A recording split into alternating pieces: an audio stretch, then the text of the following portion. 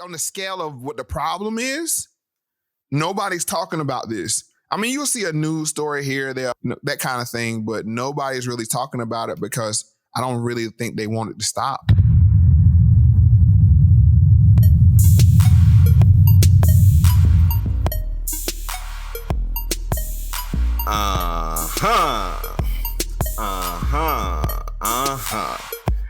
How is everybody doing? You are tuned in to the greatest show on earth, you heard me, the ShiftMakers podcast. I am your host, L the Designer, co-hosting along with me. Let me tell you, I normally be like I got a special guest. I normally be like I got a great guest. But quite honestly, I do feel like I got a life-changing guest. That, my friends, is Moe Factz of the Moe Factz podcast. How you doing, Mo? Doing well. How you doing? I'm doing well myself, man. And quite honestly, y'all, this man, Moe Factz, have made such a major impact on me just regarding how I deliver the type of content that I deliver, and also really just how I go about life. And I'm gonna just go ahead on and drop that out right quick. And really, like I was mentioning, how I kind of go ahead and go on about life. Honestly, Mo, before we jump into it, I do truly feel like you have a lot to do with a lot of people just regarding their mindset change. When I see you and the people that you interact with, including myself, of course, and I see how they interact with other people and then people on their own socials, like is night and day compared to just what I'm used to, say, in my own generation. And then honestly, before I met you. So that's really why I feel like you're going to be the perfect guest, my man. I'm ready for it. Let's get into it. Yes, sir. And with all of that being said, let me just go ahead and invite everybody into what we got for y'all today. Today, very, very, very special topic. I got a meme for y'all. I'm going to be serving y'all with a meme today. Not just no ordinary meme. Quite honestly, I do feel like it's one of the oldest memes that we really have just come accustomed to. I'm going to be talking about a deck of cards. Not just no ordinary deck of cards, but really, really, we going to be getting into how a deck of cards is really a meme for society. What you think about that, Mo, bro? I'm ready to hear this breakdown. I know they're very impactful, and they have a lot of history to them. And people used to actually use them for, I think, the original tarot cards as well. So I'm ready to hear your breakdown on the deck of cards as a meme. Oh, I never even knew that about the tarot cards. See, like you already you dropping game already. But honestly, before we jump into it, let me just ask you, what do you feel like is the importance of memes? I think memes are another form of media. And I've said this before that I call it the meme stream media because it's even a quicker and more potent way to communicate a message. You know, because when you're scrolling down your social media feed, a meme can communicate a piece of information in a matter of seconds where you would have to hear maybe a 5-minute news clip. You can get the gist of what's going on in a meme in a matter of seconds. And the fact that they really don't have an algorithm right now to block out memes. You know, so it's a very cryptic way to get around the algorithms because I don't think the artificial intelligence can read sarcasm or implied meanings that memes carry. And that is, oh my goodness, Mo. Honestly, I 100% agree with you. And you really did such an excellent job of breaking that down, just regarding, of course, the importance of memes, because you said something very poignant. You said it's really, I feel like media 2.0. The reason I'm saying that, and the reason I'm almost certain you said that, just regarding, its secondary nature of just being a media source, kind of. The reason I say that is media does one thing. It influences. Of course, it informs, but nowadays, the number one thing I feel like it does is influence, or at least it tries to. Especially, of course, mainstream media. If we talking about, of course, the traditional media sources, everybody like the NBCs of the world, the Fox Newses of the world. Of course, we talking about CNNs, also social media, Twitter, Facebook, TikTok, all of these different type of media sources. Now, memes, on the other hand, it influences in a very similar way, but you said it, you hit the nail right on the head. You said You dropped out. Oh, you can hear me? Yeah, you dropped out for a second. You good though? Oh, okay. What was the last thing you heard? I heard memes for a second.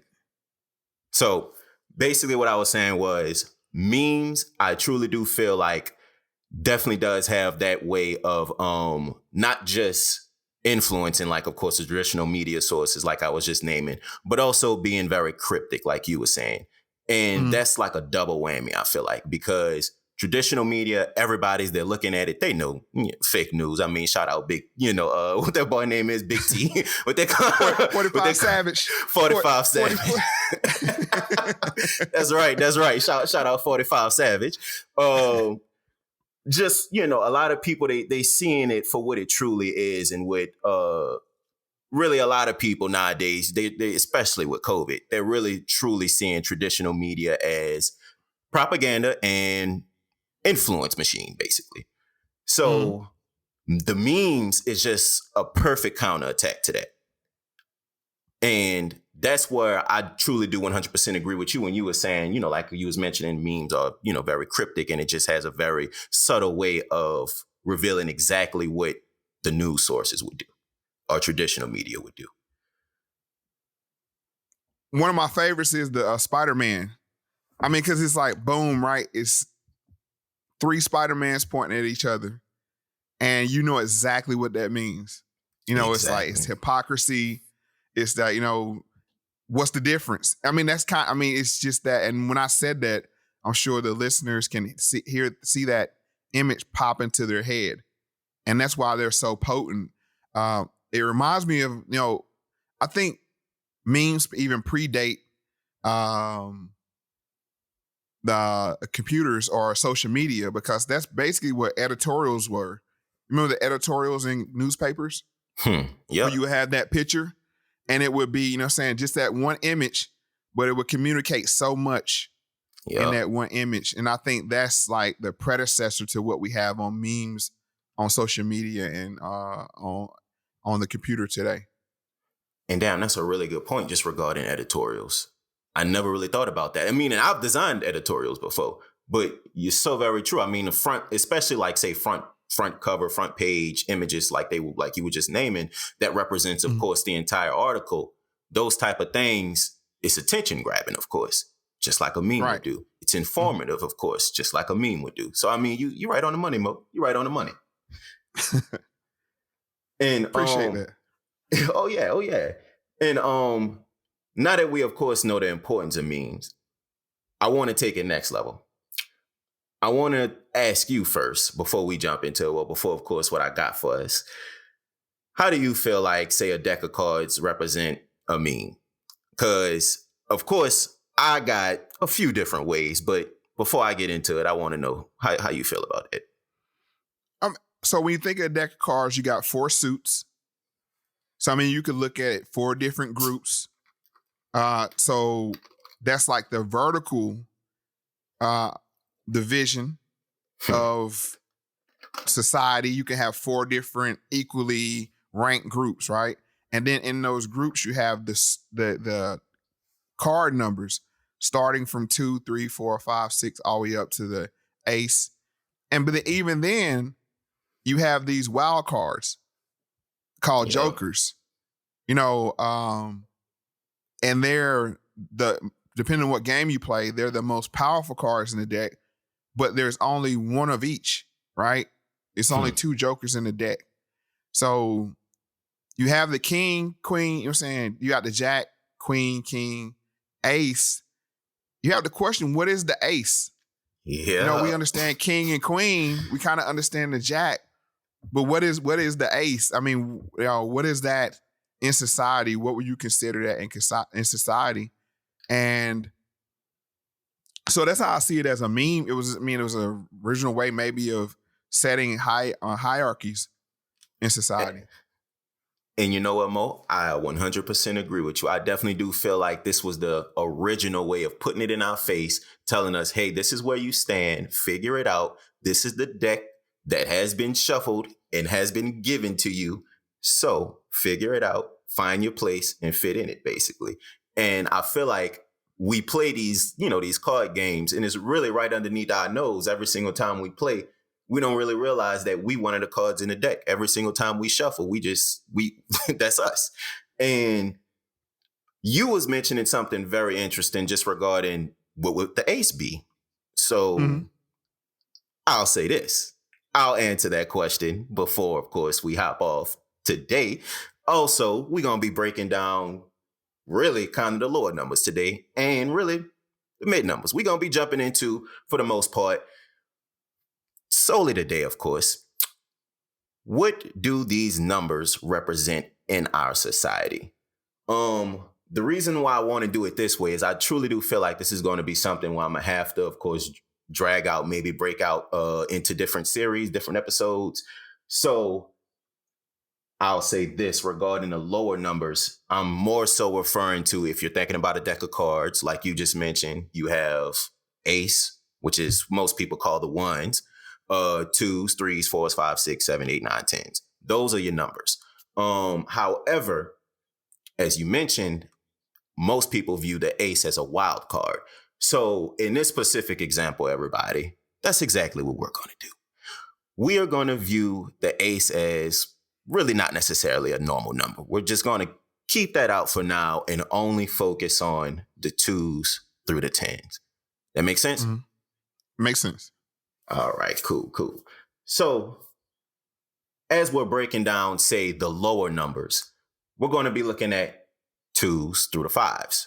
These are more so, like I mentioned, the lower numbers within the card deck, of course. So if we're playing spades, if we're playing whatever card it may be, where, of course, you have a hierarchy of numbers, these are the numbers that's likely going to get eaten up. Not just eaten up, but more so, these are the numbers who just have a little bit less power. And can I stop you right there, because you about to get us canceled? Because they're gonna say, what kind of spades are y'all playing? Where the 2 of spades is not big. You're saying high up on the hierarchy. You know what I'm saying? So I assume you say we playing ace high, because I don't want them to add us like you're saying like we some spades rookies. So you know what I'm saying? We talking about ace high here, folks. Ace high. Yeah, ace high. And you know what, Mo? That's absolutely. That was a good catch. I didn't. You about to get us in trouble. Right. Because I mean, hey, let me tell y'all, when it comes to spades, I'll spank you. So watch your mouth if you go come in my DMs now. But with all of that being said, I truly do feel like these lower numbers, 2s through the 5s, it represents something just a little bit more deeper than, say, the lower class. Because we have a different name for the lower class. We have something called poverty or poor. These are the numbers that I truly do feel like reflect onto the people that's in poverty, the people that's poor, the people who's considered the lower level of society. And the reason why I really truly want to speak on this is I feel like throughout my few years of living, because I ain't that old, but I'll just say I'm in my mid-20s. Throughout my years of living, I truly do feel like I've been through a few of these numbers, and I've met a few of these different numbers. And I mean, I've been a lower number myself.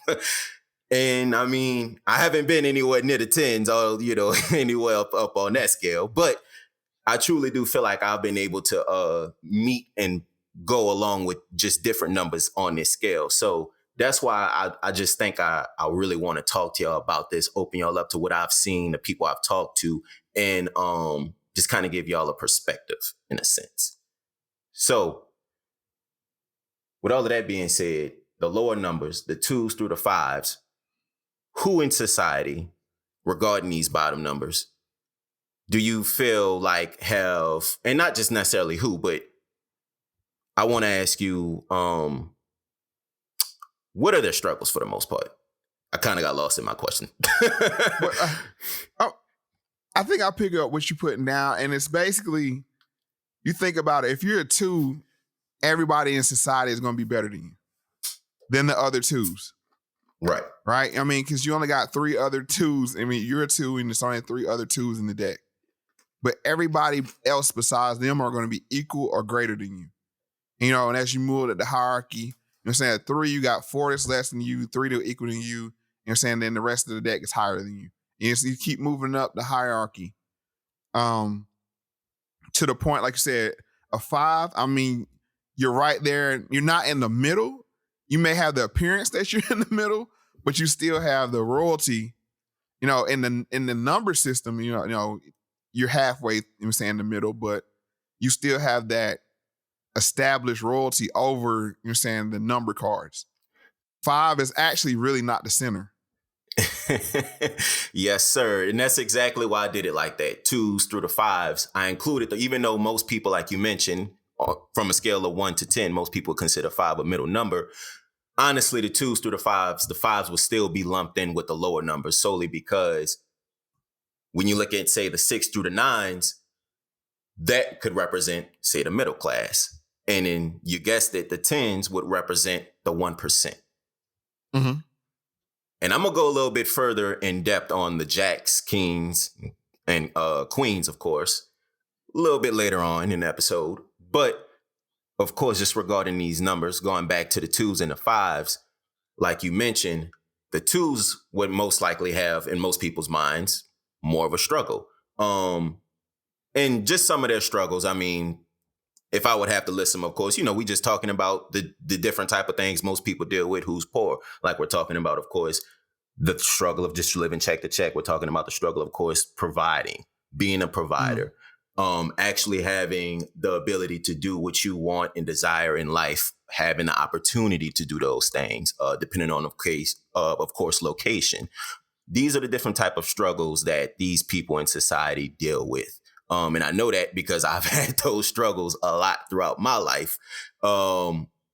And I've figured different ways, of course, to escape those struggles. But I truly do feel like if you don't have people to help you, and if you don't have the desire to do it and ambition to do it yourself, then it's very hard to escape those struggles. And escape, of course, that bottom level. And we know who at the bottom is. Yeah. We always talk about the bottom on my platform, and that's the thing. It's set that way that society has to have a bottom. Now, if you want to just look at the different types of suits, I mean, you can look at that in different ways. You know, age. You can look at that as in race. Gender, you know, those kind of things. So, but they always have to be a bottom. But as you were speaking, I had a thought, is that 2s are 2s. I mean, they're always going to be, the best you can hope to be is equal to somebody else in the bottom, right? But as you move up, the more times, say you draw out of a deck, the more times you're going to have a chance of being higher than the cards in the deck. And what I mean by that is, there's only 4 cards. If you're a 3, there's only 4 cards that are less than you. But the more you draw, and that's what when I heard you say you got to be proactive and, ambitious, you're going to have to work harder if you're at the bottom.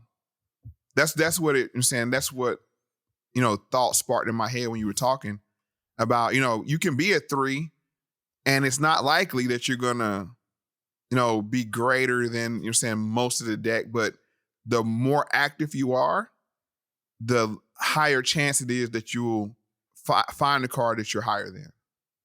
If that makes sense. And you making perfect sense.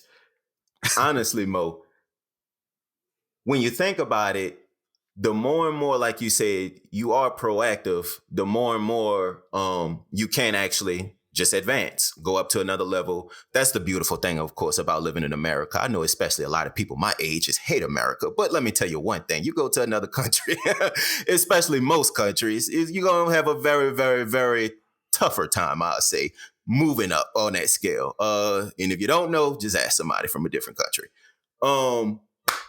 Regarding, of course, what the 2s and 3s and even the 4s and 5s have, the biggest thing that they do have is what you was just saying, ambition. Because, I mean, they don't have the material things. They don't have, of course, the wealth. They don't have they have, though, ambition. Some of them don't even have family. But what they do have is at least ambition, hunger, drive, the ability to do these things more so than, say, people who could be above them. Not necessarily saying everybody who's above them, but more so than the people who's above them solely because of what they've been throughout their entire life. I'm sure most people would understand that. Just driving, of course. So now that we know their struggles, I want to ask you this. How are these bottom numbers kept as bottom numbers? How do you keep the bottom? You have to get them to accept their role, their place in society. I mean, because as you said, America has the greatest opportunity for upward mobility, right? So in the case, most cases, the way you keep the bottom is to make them think that there's no way to move upward. And that's through propaganda and bad information. Which goes back into memes, right? You have to get them to accept the victimization mentality. Yes, sir. And say, just because you are a 2 doesn't mean you have to stay a 2. But exactly. If you say, hey, you're a 2, and that kind of leads into what my question of the day was, and if you follow me on Moe Factz on Twitter or Instagram, or wherever you follow me at, and make sure y'all take some time. I didn't mean to cut you off, Mo, but while we talking right now, you just heard the man. Just go ahead and take some time. Pull open y'all Instagram and make sure y'all go follow Moe Factz. And actually just look at the show notes because we're going to have it tagged in the show notes. If for nothing else, I've started this for like maybe the last couple of weeks, is I post a question of the day. And today's question is, are you a product of your circumstances? And it's kind of a trick question, right? Because if you say yes, then whatever circumstances, they define who you are. Exactly. And that's kind of how you keep people to stay at the bottom, is to accept that I'm a victim. I'm a product of my circumstances, which is another way of saying I'm a victim. Yep. And honestly, Mo, that is exactly why I asked you that question, because I didn't even consider that when I was putting together this show. You just added a whole nother dynamic on top of it. The thing that I was considering is really going to come from our first clip of the day. And they're, of course, are going to be addressing these people. How are these bottom numbers kept as bottom numbers? And it's actually going to be coming courtesy of our very, very, very good friends, our very good partners at the Moe Factz podcast with Adam Curry.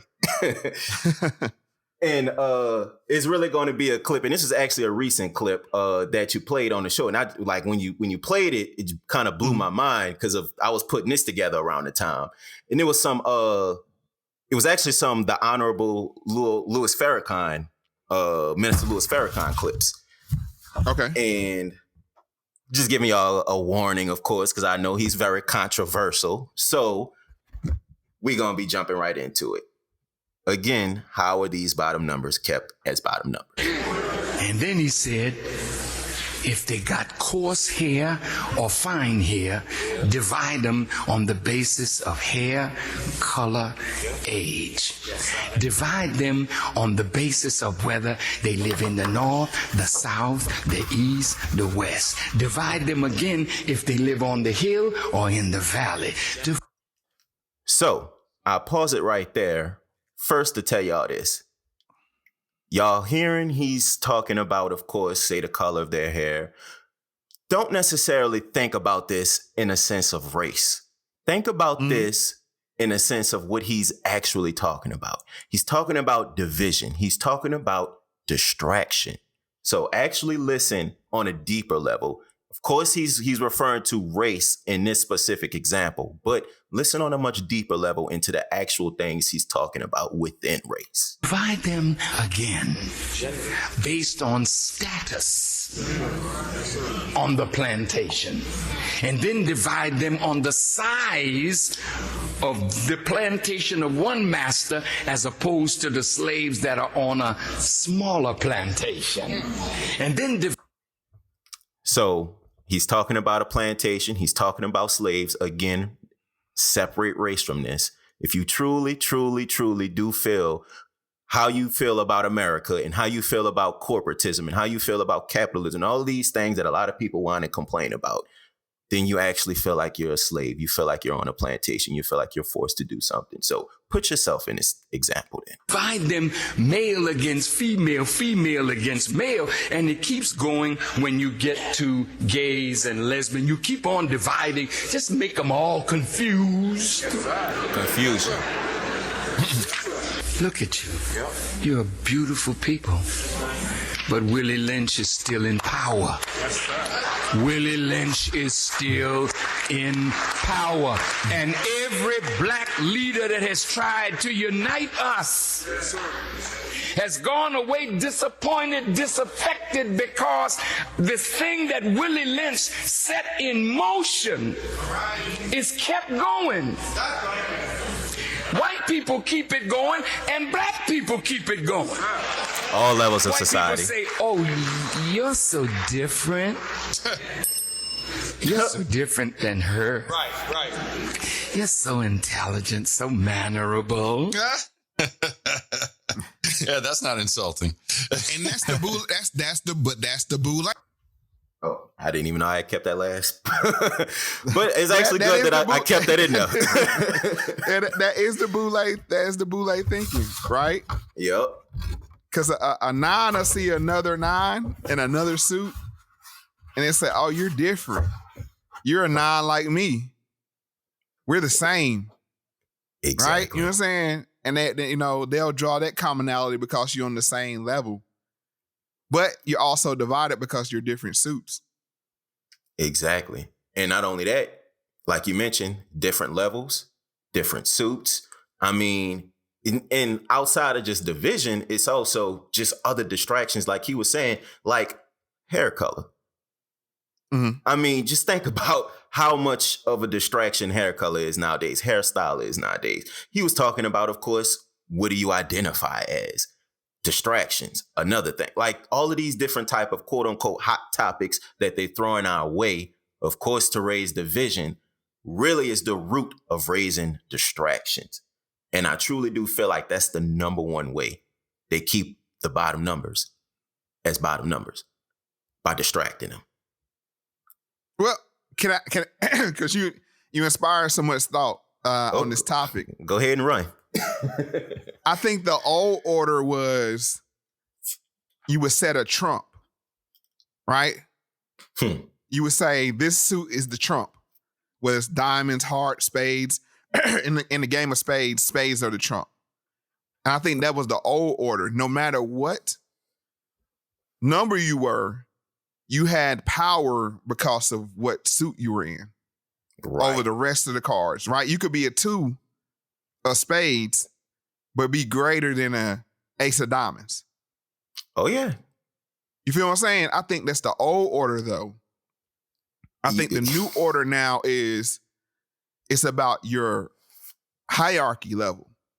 They're doing away with this is the Trump suit. It's no Trump anymore, right? That could be a whole other double entendre there. But there's no more Trump suit anymore, right? There's okay, you're a king. Okay, Jackson up, right? Face cards. It's about face cards now, right? If you're a face card, no matter what color, what suit you are, as long as you're a face card, you're in the club.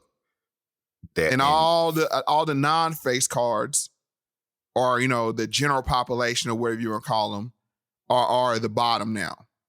Whereas before, like I said, if you were a 2 of spades with the trump, A 2 of spades can cut an ace of diamonds or ace of hearts or ace of clubs because of what color you were, i.e. white supremacy. That's the old order. Now it's about intelligence supremacy. And you know what I'm saying? In whatever way they want to define, what is supreme. That's true. Mo, you spitting right now. Mo. Honestly, go ahead. Keep running. Go ahead. And I was just about to say, just to add on to that, and also as a side note, he's talking about, of course, a Trump card. Because people. Oh, Trump. Orange man bad. No, he's talking about a Trump card, a card that gives you a clear advantage over the rest. But that's my point. Is that it could be a double entendre. I mean, because I want to define when I say when it could be a double entendre. Right. The fact it was like they had Trump to justify why we don't need any more Trumps. Right? I like that. Let's just let that sink in for a minute, because they said the Trump is exactly the reason why we don't need any more Trump. So just go into society for a minute. If I'm saying, say the spades represents whites or white supremacy. In the old order, the 2 of spades, or the lowest of white supremacy, will always trump the highest of any other color. And they said, we need to destroy this game we're playing now, get rid of Trumps, or get rid of the thinking of Trump. And let's keep it a bean. Savage. Let's keep it a bean. When you talking about get rid of Trumps, you talking about there it is. We fried the algorithm, folks. Yeah, bro. I mean, eventually it was gonna happen. Oh, what was the last thing you heard? I said I was speaking on how they got rid of the Trumps and going off face value, and then they said no, you're not gonna talk about that, and they didn't let me hear anything that you said after that. Sound about right. So they say we'll have none of that. None of that at all. But I was just more so just kind of talking and speaking on how you was bringing up the analogy of the deck of cards, and how Trump, of course, can represent just white supremacy itself, and how, of course, they're going away from that old order, how, of course, they're going away from that old way of thinking. So if you were saying, say, the spades represent, let's just say in a deck of cards, if the suit spades represent white people. For instance, like you were saying, a 2 can still cut or be powerful over a heart, a king of heart. And that has to do, of course, with, say, society and how just white supremacy just dominates and has power over, of course, other segments of society. That's the old traditional way.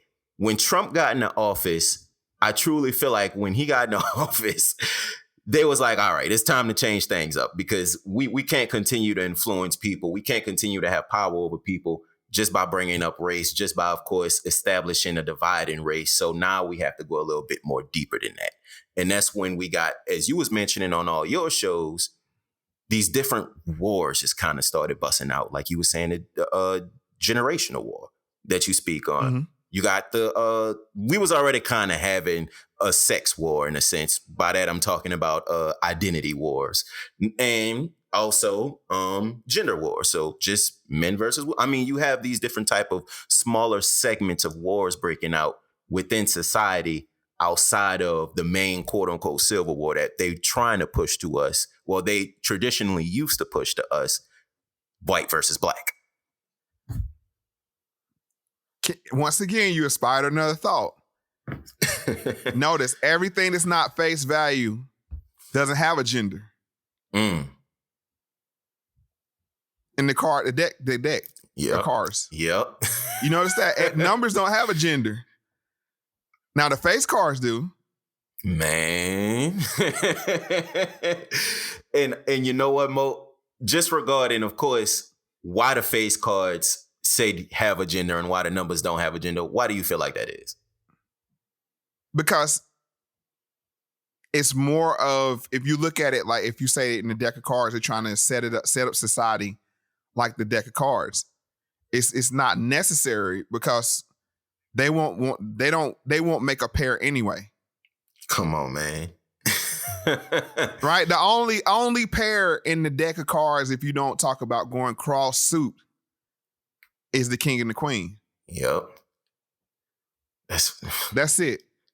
And you know what, Mo, too, just to add on to that, and I agree with you. I do agree. It has to do with, of course, just trying to set those rules subconsciously, not having a pair.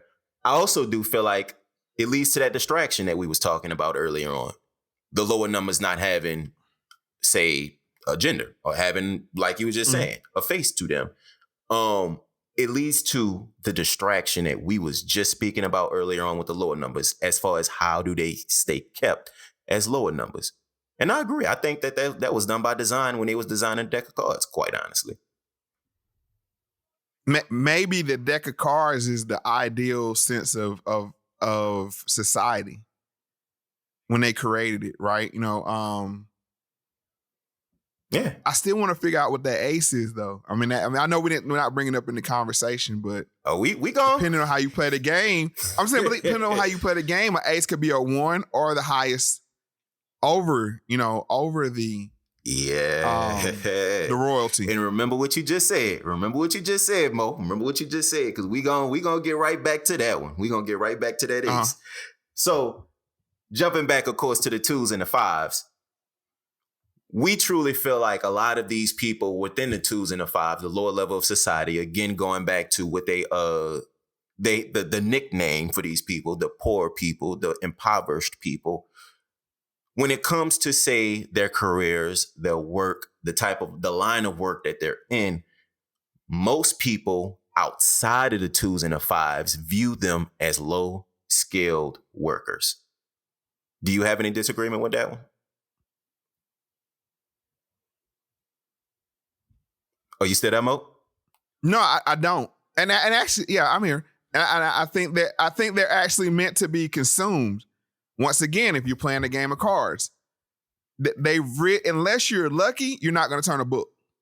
You know what I'm saying with those? Unless you're lucky, they're just meant to be consumed. Yep. And just thinking about the low level workers of society, low skill workers of society. Give you an example. I mean, we're talking about minimum wage. Think about all of the jobs that pay, of course, income-wise, minimum wage. Those are normally reserved specifically for the low-skill workers. And I mean, low skill can not mean that you can't get skill. It can literally just mean, say, me in my case, I was 16 years old working at Burger King. At the time, I had very low skills. So, I mean, 2 + 2 is 4. Go ahead and work at Burger King. You know what I'm saying? Right. And again, 16 years old, that's when I first had got that job. And really a lot of the people in there normally are younger people on the younger side of things when it comes to, say, fast food service. Really, when you look at restaurants, when you look at servers, when you look at hostess, normally on a younger scale of things. Again, low-skilled, non-skilled workers. So I ask you this, when it comes to, say, the 2s and the 5s, knowing that they're, for the most part, the low-skilled, non-skilled workers, do you feel like, say, in 2030, they're going to have a job market for them? No, I really don't. I really don't. I think if you just want to go into that conversation for just a quick moment, I think that where society is headed, it's going to be a trade-off. I think there's going to be a large amount of satisfaction, enjoyment for the lower class in the short term. And that's what we're seeing now. People don't want to work. They don't really have to work. The government will take care of you, i.e. the rulership, the jacks, the kings, the queens. Yep. They'll take care of you. But as long as you don't make any more 2s. It's like, we'll take care of you too. We'll provide for you as long as you don't reproduce any more 2s. Wow. And just to go forward with that, just to further prove that it's not only in the United States where they do that. You could look at countries like China, not just, of course, within the last 5 to 10 years, because they've reversed course completely on that way of thinking. But in China, that's literally what they used to do. You know, especially the low level pockets of society, you can't even reproduce. You can't reproduce. We don't want you to reproduce. You know, and you're looking at it, just going back to, of course, America. When it comes to, say, 2030, when the job market for, say, these low level workers, when it starts freezing, when it starts compressing, and when it starts basically shrinking, do you feel like, say, we can turn into China with those type of rules and regulations? I think we're going to go back in time. And what I mean by that is this is what the whole purpose of the projects were. It was, we'll feed you food stamps, give you housing, Section 8, with the deal that you don't reproduce. No father in the house. I think that's where we're headed again. But the fact that where they'll do it now is that they can do it for much cheaper. And you can have more enjoyment for much cheaper than you would, you know what I'm saying, in the physical. And let me explain what I'm saying. Now with the metaverse, they can give you a 200-foot square apartment, i.e. a project apartment. We send you a box of food, i.e. Amazon. You stay in your apartment, you stay on the metaverse, you stay on the internet. And you know what? You know, we'll take care of you as long as you can't take care of anybody else, i.e. have children. Come on. And that'll be the new social contract. And you got to ask yourself, how many people will opt into that? To say, you know what? I'll trade off my reproductive rights to live for right now. And the eugenics to look at like, hey, better to pay for one now than 4 later. Oh, yeah. And it really, I think, has a lot to do with, really, I feel like the younger generation, my generation, of course, and the generation that really kind of came before me, getting used and accustomed to not really having a desire for children. So really just prepping us for that moment, that exact moment when that happens, well, they don't even want children. You know what I'm saying? Now we go back to the gender war. That's the whole purpose, I believe. This is just my perspective, that this is the whole purpose for the gender war. Because it's like, oh, this person will get me or that person will get you. So you know what? I think this is why family court is set up the way it is, to cause distrust. And it wears on the desire to have children. Speak on that. Speak on the family court, and of course the distrust from me, Mo. Right. Well, the family court is for men, and this is where you have things pop up like MGTOW. If people don't know what that means, that's men going their own way. The red pill kind of methodology of, you know, your men are only used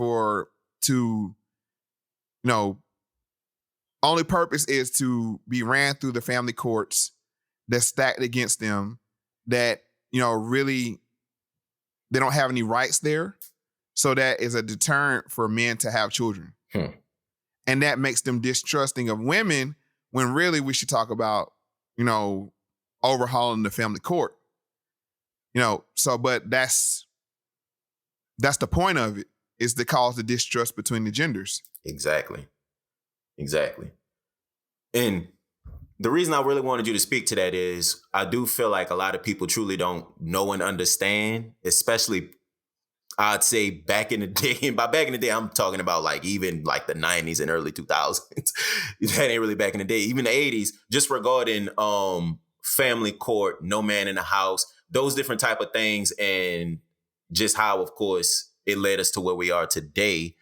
Most people really don't get that, especially like I mentioned again, my generation, my earlier generation, because they truly don't know that. People don't even talk about that. They don't have any knowledge of that. So that's, of course, why I wanted you to speak on that. And like I said, the biggest fear in men's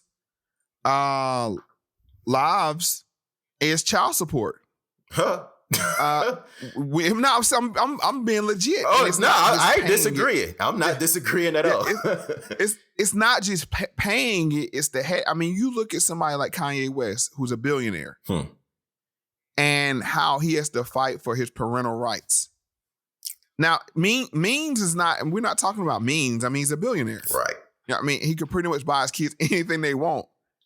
But the family court, the way it's set up is the way it gives custody to one gender over the other. And I'm just saying, if it worked the opposite way, it'll still be broken. If they gave all the rights to men, it would be broken, right? And left women as the secondary parent. It would still be a broken system. So I'm not preaching for that. I'm saying that we need to overhaul the system. That way, if it was actually meant, it's broken by design. Because if it was really to work, it was both parents would have equal custody, right? Unless it was proven that one shouldn't have custody or not. Sure. Right? I wish it was that easy. But it's made that way. And I'm gonna say society has a lot to do with that, because child support is really shotgun weddings. That's all it is. They created a system of shotgun weddings. Let me explain. Before, if you got a man's daughter pregnant, he would say, "You're going to make my daughter an honest woman." You know what I'm saying? In the not so recent past, right? That was the thing. Like, you know, you come out, hey, your son got my daughter pregnant. He's going to make her an honest woman. They're going to get married, right? At the point of a gun. Not literally, but literally. Yeah, I mean, at some levels, right? You know what I'm saying? Like, yeah, I mean, it was kind of like a Pootie Tang, right? Yeah, bro. Like when Pootie Tang got the farm girl pregnant, the dad was like, "Nah, you gonna make her an honest woman." That was how it used to be, right? But when men started procreating and it's evading their parental responsibilities, the state said, "We're not gonna pick up that charge." And then comes along Dana, as Tyler Perry would say, or Madea would say, or DNA. It was like, "Oh, now we can prove you're the father." And now we can levy, you know what I'm saying, these charges against you. Yep. And that was the genesis of it, because men weren't taking care of their responsibilities. So I'll not to be long-winded, but what ended up happening, what we had to look at is America is built to have families, right? I mean, they give you tax credits for getting married. They give you tax credits for having children, right? But if you don't do it in the proper order, this is when the state steps in and says, "Hey, we had to come down hard and fast." And even that didn't work. You know, they did it. It still didn't work to their liking. People still are producing children and not having a stable environment for them. So that's why they have to go back to eugenics again. It's like, well, we tried, and we tried everything. And this is why I humanize, as I always do, the elite. You know, they're acting in what they think is the best interest of society as a whole. Right. And that's, of course, what we're not saying it's right. Let me be clear. I'm not saying it's right, but you have to humanize them to say, why do they think the way they do? And it's because of society itself has went off the skids, right? Has went off the rails. Right. So I'll turn it back over to you. Right. And you worded that perfectly, honestly. You worded that perfectly. I do feel like it is solely a way, you know, just for them to, I don't want to say it's a way for them to, you know, get control. But I do feel like, you know, oh man, I didn't damn near lost my point, Mo. Oh, well, I didn't lost my point just like that. No, I mean, I think, once again, I think I know where you were headed, is that they don't want to have to do this. I don't believe. Right. But they feel obligated. It's like, if it keeps going this way of illegitimacy, of not taking care of responsibility, somebody has to pick up that debt. Yeah. And they go ahead. I think I hopefully re-trigger your thought. No, yeah, you absolutely did. And honestly, that's kind of what I was about to get back at. I do feel like they don't necessarily want to, and well, again, talking about the elites, they don't want to necessarily, quote unquote, rule with an iron fist. I do think it has to do with them making, for one, tough decisions, and for two, keeping control. The reason why I think keeping control has a lot to do with it is trust. I don't know if they trust other people to, say, make the decisions that they're making, and if they do make the decisions that they're making, do they trust them to keep the same balance that they quote unquote have? So I think it has to do with those two things kind of playing out. Again, keeping control, and then again, just making these extremely tough decisions that most people really don't even want to be in a position to make. And I ain't trying to make excuses for the elite. Please don't get me wrong.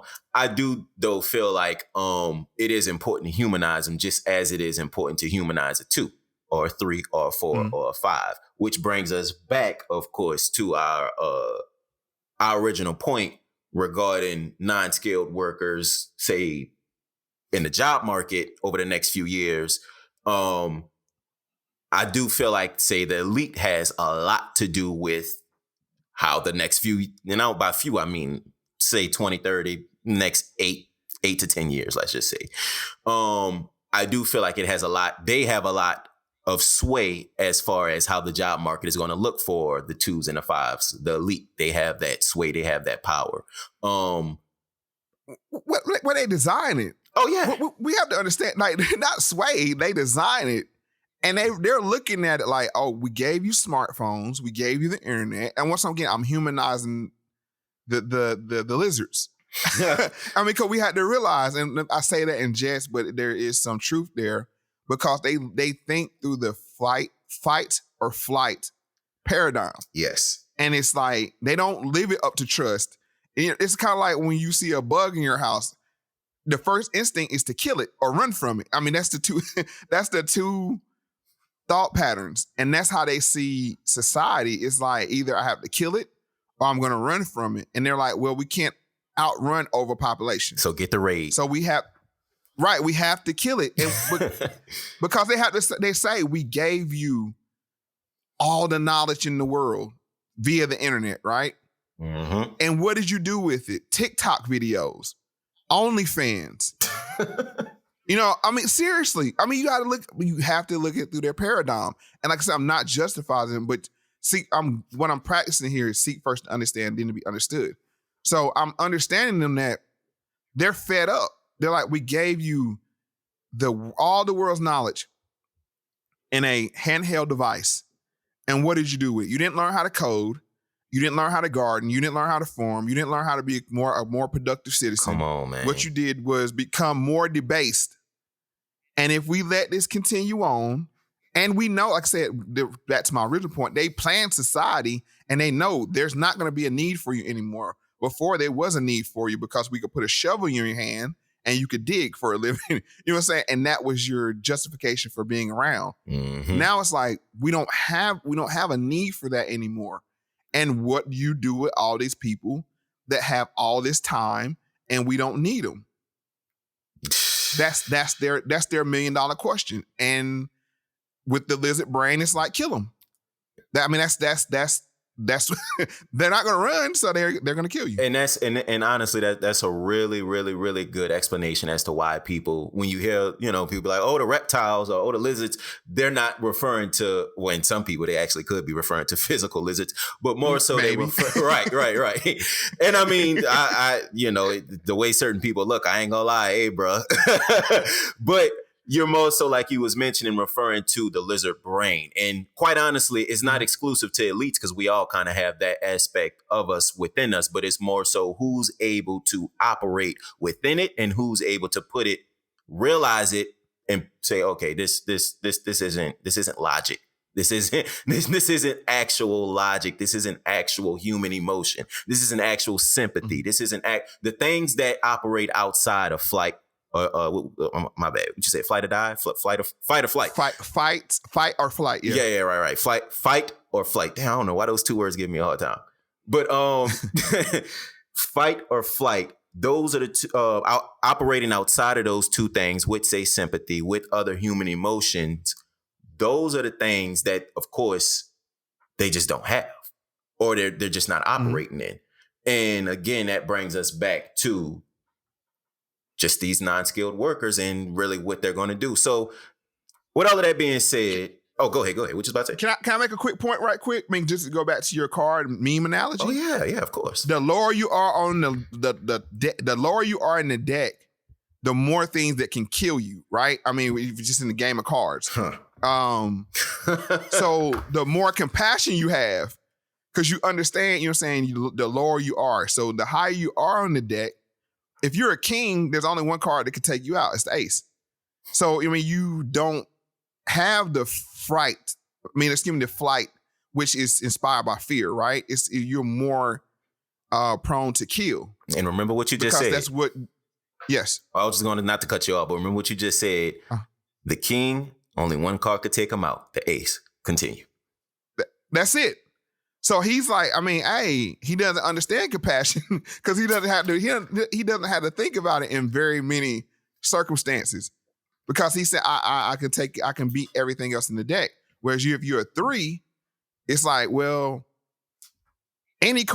most cards can beat me. So you have a more leaning towards having compassion because that's what you actually have to lean upon. Yes. But that is so perfect. And I mean, you said it. You have to have compassion. Just like I was mentioning earlier, you kind of have to have ambition because that's your food. That's what you eat. Mm-hmm. You have to have compassion because that's the only way to operate. Because if you just operate in flight or die and you a lower level, then it's either you're going to die very soon, which is what we see, or and by that, I mean, you're going to die at a young age, or you're going to go to kill or likely want to kill at a young age, which is, again, something we see. So, I truly do feel like having those emotions, like you were saying, operating outside of the reptile brain, as you were saying, is just so pivotal, especially to these lower numbers, because they don't have other things to supplement their emotions, basically. So, and if we're saying the lower cards are more human. Oh yeah, they have a more human experience, and the more middle of the deck you are, the more you can have an understanding of both. It's like I can trump or I can be trumped, right? So it's you have a better understanding because you can go either way. Exactly. And I think that's why the middle of the deck people are the ones that's really gonna have to humanize both the lower deck and the upper deck. And I'll be honest, before I get into this clip, I truly do feel like that's why we are comfortable doing what we do, Mo. Because I don't want to speak for you, but I can say, at least with myself, I've seen the lower numbers. I haven't seen quite the higher numbers yet, but I know that I'm in the position of being within that middle range. So currently right now, and being within that middle range, like you said it so perfectly, you're able to see and you're able to have interaction with those higher numbers. So you're able to have a little bit more compassion. You have a little bit more understanding. And you also, of course, your family or your cousins or your friends, they could be the lower numbers. So, there's that compassion, that empathy that comes with being, say, the middle numbers. And I think you're right. The people who share similar roles within the middle numbers, like, say, me and you, and again, not speaking for you, but no. Because I've been on the low. I mean, I'm not going to ever say I was a 2. You know what I'm saying? Coming out, that would just be misrepresenting myself. Right. But in the final aspect, luckily I came from it was weird because I came from a good home, not necessarily a well-to-do home, because my parents were. You said that? A good upbringing.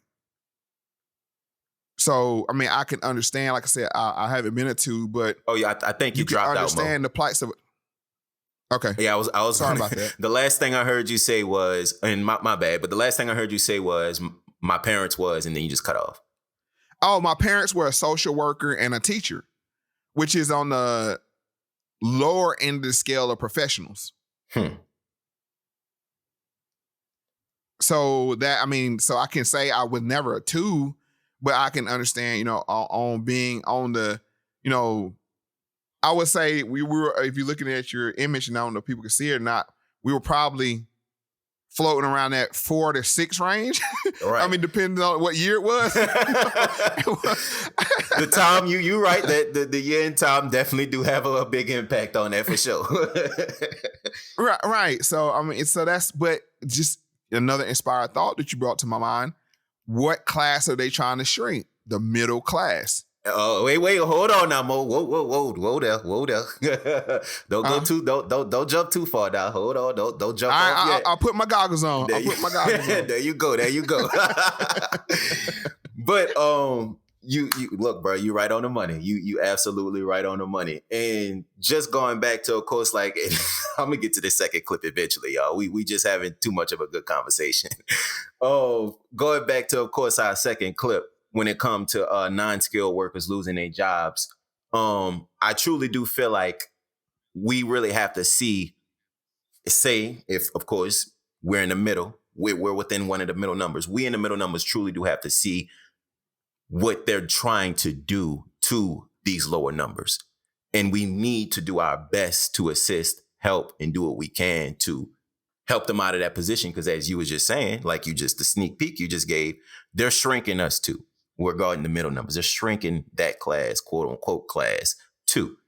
So we're going to need help ourselves. And that's where it comes to the only way, the best way, I feel like, at least to help each other out, is to reach down and try and pull up. And that's where, when, of course, I put this episode out, you're going to see the graphic that Mo was just referring to regarding all of these numbers and, of course, their classifications. You can clearly see that visual of, say, one of the 6s pulling a 5 up. Same thing with the 5 pulling a 4 up and a 3 pulling a 2 up, or 6 pulling a 2 up. So those are the different type of things that I feel like is just so pivotal and important regarding what we need to do. And I mean, it doesn't need to be, of course, physically us just shooting out money and giving money to each other or loaning money or whatever it may need to be. It can, of course, just be what we're doing right now. Discussion. Talking, having open-ended conversations, I truly feel like is probably the easiest and most pivotal thing to do first. And again, that brings us back to those lower numbers and those non-skilled workers, low-skilled workers in their position, say, in the next 8 to 10 years. Andrew Yang said something that was extremely powerful, where he talked about and by the way, I set this up pretty poorly. This clip is actually going to be coming from the Market Mondays podcast. This is actually going to be one of the guys, Ian, speaking, and he's basically going to be going into, of course, like we mentioned, lower skilled, non-skilled workers and their position within the next few years. And this is a podcast more so, if we're going to give you a credit in the show notes, this is a podcast more so referring to and talking about the stock market, economy, those different type of things. And that's, of course, why I wanted to bring them up, because they are definitely very critical. Economic tsunami hitting, and it's going to hurt the Black community more than anything. We're talking about tech. So, when we talk about these different things where it's like, all right, we know that a lot of jobs are going to be lost through tech. Inflation is at, record levels right now, right? So these are all things that, even if you have education on financial literacy and you're not wasting your money, if you're not skilled, if you're not a skilled worker or a high level entrepreneur, skilled workers and high level entrepreneurs, that's what we should be focusing on. Let me just give you a statistic really quick. So it's a great point you said, because approximately out of 6.7 million Black workers, 42% of the workers currently hold jobs that could be subject to disruption by 2030. That's eight. And I'm going to rewind that, because I really need him to say that again.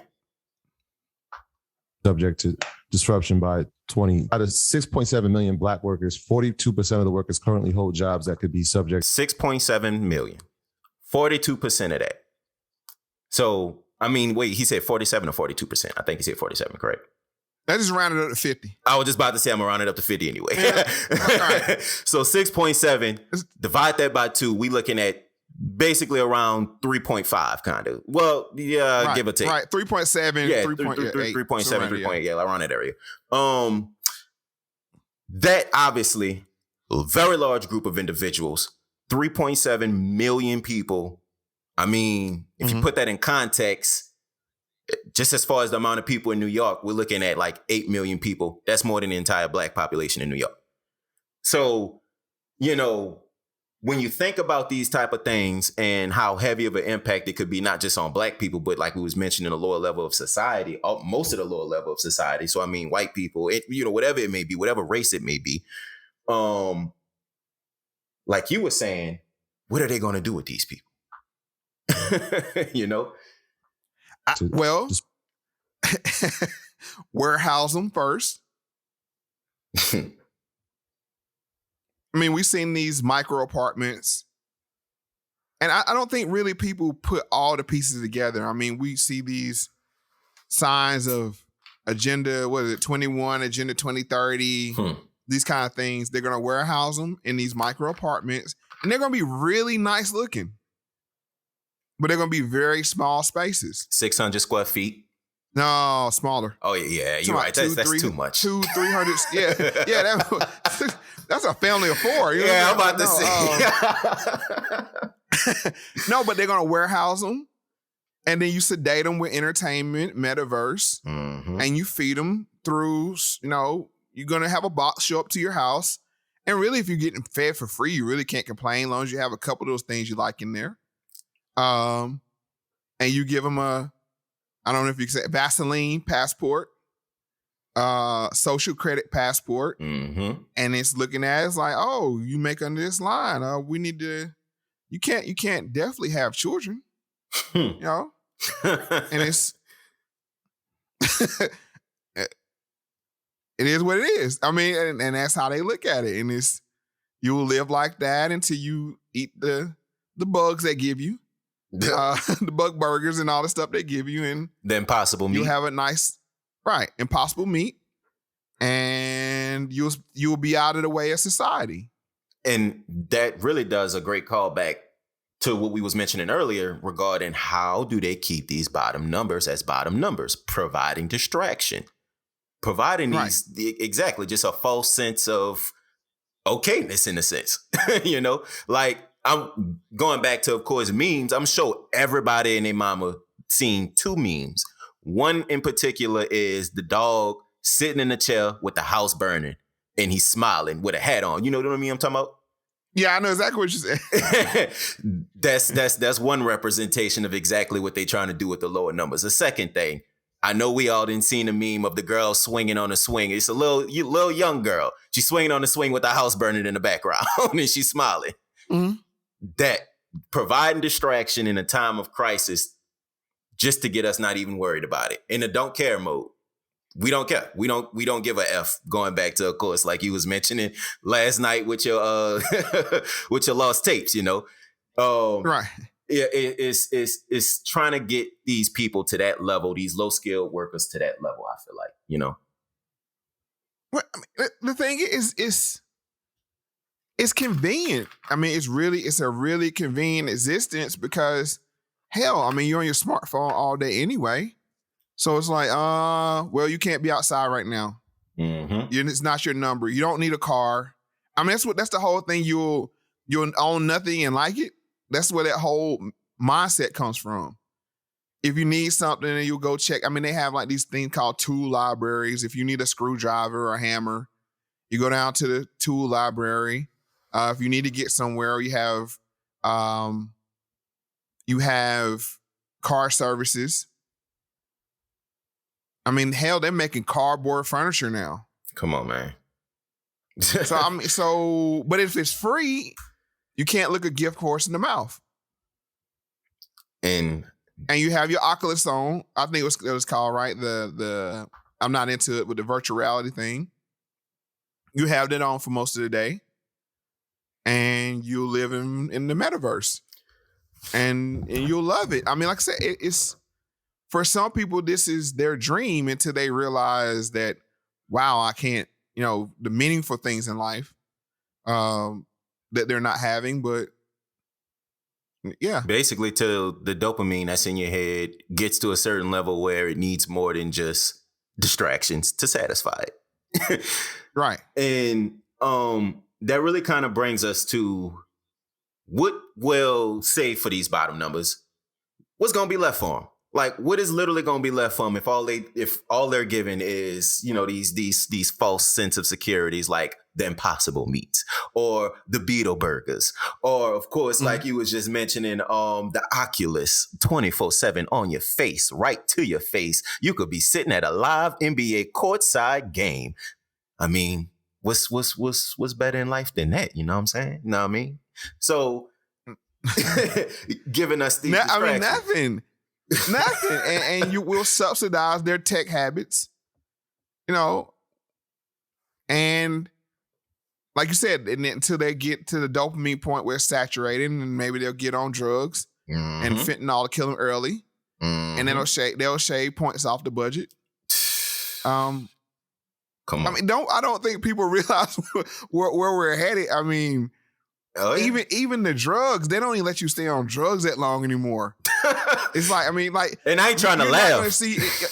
You're not going to see any old junkies. Nope. In the next 20 years. That fentanyl is getting up out of here fast. And I was going to say that solves one of the major problems with, say, the twos of the twos, the lowest of the lows, in their eyes at least, the homeless people. That solves one of their major problems that they looking to solve. And a lot of people really don't want to open their eyes up and see it. But I think there's a major reason why fentanyl, especially in some of these cities, in southern cities especially, have been getting pushed like it's getting pushed because of the homeless problem. If you think about where fentanyl has really been affecting people the most, it's a lot of the cities where they have the biggest homeless problems. And that tells you something. That should at least tell you something. And nobody's talking about it. Nobody is talking about it. What you think they're trying to do with that? On the scale of what the problem is, nobody's talking about this. I mean, you'll see a news story here, there, fentanyl, you know, that kind of thing, but nobody's really talking about it because I don't really think they want it to stop. No, of course not. And that's the sick part about it. But in the mind of the lizard, it's like, well, we didn't make them take the fentanyl. They had decisions. That's crazy, bro. And honestly, I feel like that is a good summary of the twos and the fives. And of course, the quote unquote role that they play in society. And even again, the deck of cards, you know, the meme that they play, I'll say. I feel like that really is a good summary of it. And that really leads us to, but before we jump into it, I just want to thank each and every person that's, of course, considering giving value back. And I mean, in any type of way, of course, you considering giving value back, we definitely do appreciate it. It definitely do help with the growth of the show, of course. You can do that just by taking some time. Of course, you don't even have to move away from the app. Just look at our show notes. And I mean, we have different type of ways you can give value back. Of course, you know, if you just want to subscribe, of course, you know, you can go ahead and leave a review. And definitely don't be afraid to leave a donation. And I mean, if you want to do that, we actually just started a PayPal subscription. So, I mean, we have a $10 subscription level that you can just consider giving value back on a monthly basis. Of course, you know, that actually definitely do help sustain the show, sustain all of the cost of the show, and actually, of course, continue to help the show grow. So we also have a Venmo, and we also have a standard PayPal link, of course, and a CashApp. Along with that, I mean, definitely do appreciate y'all sharing, and we definitely do appreciate you listening all the way through. On with the show. The next level, the 6 and the 9s. Middle class, quote unquote, in a lot of people's eyes. Like you were just mentioning, mid-level, you got different levels of middle class. You got lower middle class, maybe the 6s, maybe the 7s. You got, I guess, middle class, maybe the 8s. And then you got the higher middle class. I'm reserving that just for one number, the 9, solely because it's a very small percentage compared to the entire middle class who are actually in the higher middle class side of things. So that brings me to asking you this. We know how they keep the 2s and the 5s. How do you think they keep the 6 and the 9, 6 through the 9s, as 6 through the 9s, as a middle class? How do you think they keep that? Health insurance. Because I'm being honest with you. That's probably the number one deterrent to entrepreneurship. Is health insurance. I mean, if health insurance were either universal or affordable, where you could actually pay for it, and I'm not saying either where healthcare was affordable, where if something happened, you could just go pay out of pocket and get taken care of. People would, do the things it took to ascend up the scale. But now they kind of have you locked in to where you're at, because it's like, I would want to start this business, but I had to have my health insurance. And it's a very huge deterrent. And it's actually funny that you say that, because that's exactly what I was getting at. Not necessarily specifically health insurance, but I think you actually said it. Just being comfortable. Comfortability, being comfortable, being in a state of being comfortable is really the main way they do that. And health insurance really is probably the number one thing that keeps people comfortable, honestly, when it comes to, say, their 9 to 5, if they have a very successful 9 to 5 that's putting them in the middle class.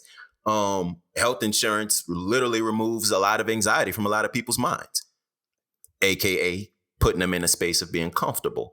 Also, of course, you got job security. And the craziest thing about that, they're actually taking that away from people nowadays, with all of these mandates and everything that's going on, of course. But job security was one main thing that a lot of people really had, as far as, okay, I'm comfortable. I don't have to necessarily hustle, basically. I don't have to worry about where my next meal gonna come from. And another thing that leads to comfortability is, honestly, debt, credit score. When you work a 9 to 5, when you have these different type of things, you have, of course, these credit companies being able to track, of course, your income history. Of course, you also have you being able to consistently pay off certain things. So again, when you think, I'm raising my credit score, or I'm doing this and that, comfortability. So, go ahead. Can I jump in right quick? Go ahead, jump. But this is why the elite respect a 2 that's trying to go to a 4 rather than a 5 that's trying to stay at a 5. This is the driver of immigration. They're like, look at you. You're just a 5 that wants to stay a 5, or a 6 that wants to stay a 6. No. We don't need that. We need growth. You look at economics. If you just stay the same as a business, that's actually bad. They want to see growth. Oh, yeah. And that's why they're willing to bring people here from other countries. They say they have the will and they have the ambition that you lazy 5s don't have. And you know what? They'll start off as a 2 or a 3, but they'll be on your level in 2 or 3 years because of the ambition. And the way America is set up geographically, there's a gauntlet that you have to run to get here, right? You just can't get in a car and drive to America, right? Right. Unless you come from the northern and southern borders. Everybody else has to cross the ocean. And even to come here from the southern borders, there's certain, obstacles that you have to face. I was just about to say obstacle course, basically. Right. So it's like, hey, they're willing to take this chance. That is the old spirit of America. That's what they saw in the 30s and 40s with the huge influx of, people out of Europe. Right. That they were willing to pat themselves on freight ships and come here and fight for their spot. Right now, native born Americans are very, lazy in their eyes. Yeah, that's the comfortability, right? That's the comfortability of the middle class. It's like, hey, I go do my 40 hours a week and I come home, I have my 2 days off and I have my, 10 vacation days a year. And, why would I change that? And they're like, oh no, there's no business in stagnant, in the stagnant model like that. And bruh, yeah, like everything you just said literally leads to, of course, being comfortable. And I do agree with you. I'll say this. In certain pockets of the elite, they truly, truly don't want comfortability. They don't want the middle class to stay the middle class. And I'll say the majority. I don't even want to make it seem like it's a small pocket. But I do feel like there are certain segments that would love for the middle class to stay the middle class and would love for the 6 and the 9s to say the 6 and the 9, 6 through the 9s. The reason I say that is when you look at just a flight or die type of thing, looking at it, of course, because I do agree with you. A lot of the elites, they do share that in their mind because they don't have the human aspect, the human experiences. A lot of them, when it comes to, say, the earlier numbers, the lower numbers maybe do have. So when you're looking at it from that perspective, thinking through your flight or die mind, you see constant growth, a lot of growth, a rush of growth coming at you. You get intimidated. And not just intimidation out of just strictly jealousy, but you get intimidation out of, I mean, it's kind of what I would say is equal to when somebody who don't know something or is ignorant of something and they be like, oh, that's magic. You see what I'm saying? Mm-hmm. Right. So that's where let's keep them where they at. Because there's been people who made that jump and they be like, oh, that's magic. And you look at some of those people, I mean, it could be like, say, Bill Gates. That's honestly one of the people who made that jump. And the people who were probably elites before were like, too much power, too fast. That's magic. We gonna make sure this never happens again. And I truly do feel like that's what kind of, and I mean, we all got our problems with Bill Gates. Please don't get me wrong. But, you know, I do feel like that's what they're really seeing. And I think that's why they do have a need and a want to keep the 6 through the 9s where they are. Some of them, of course. What if we were in proper working order, where, I mean, of the old tradition that, you know, give your kids more than I gave you mentality. I don't know if your parents told you that or not. Mm-hmm. But that was kind of like the pledge, right? Give your kids more than I gave you. That's why I'm at where I'm at. That was the old, huh? I was gonna say that's why I'm at where I'm at. Right. Is you know, and then the next generation does it, and the next generation does it, and there's continuous growth. I believe, and this is, once again, this is just my, you know what I'm saying, how just looking at these two, there are two groups. There are the growth model, more people group, and there's the shrinking model, less people. On the growth model are fossil fuels, food, electricity, cars, consumer goods, right? Mm-hmm. They need more people. They need people to make more people to have growth, right? And the more kids you have, the more they eat, the more we sell. Right. But they have to be productive. And what happens is the shrinking model or the less people group, they say, do you not see, open your eyes. They say to the growth model people, and this is the, I think the conversation is being had amongst elites, is like, look at these people. Do you look on TikTok? Look on Facebook, look on Twitter, look how debased it is, look how debased society is. You're expecting them to make better humans than themselves? No. And so, but the growth model is so ingrained, the more people, well, you know, our whole business model is off of growth. You know, we need more people to eat more food, but they don't have the consumer base there. And I think that's why the less people are winning out, because it's really the old, I don't know if you watch American Gods, but it's really like the old guys versus the new guys, in a sense of the new guys are technology, sustainable fuels, you know what I'm saying? That kind of thing. Mm-hmm. Renewable, everything, recycling. It's less. They have to get over the hurdle of how do we get the ball rolling? How do we get the momentum on shrinking society? And that's what I'll keep going back to, is they're going to make it seem nice up front. It's kind of like that, hey, sign up for this. You get it for 2 weeks for free. All we need is your credit card number. You can cancel at any time. You always forget to cancel, right? you always forget to cancel. Yep. That's their motto. Go ahead and sign up for this. And then you realize like, oh crap, what did I sign up for? Oh yeah, your reproductive rights are gone. You signed up for this social credit score, and you don't meet the credit score to have children.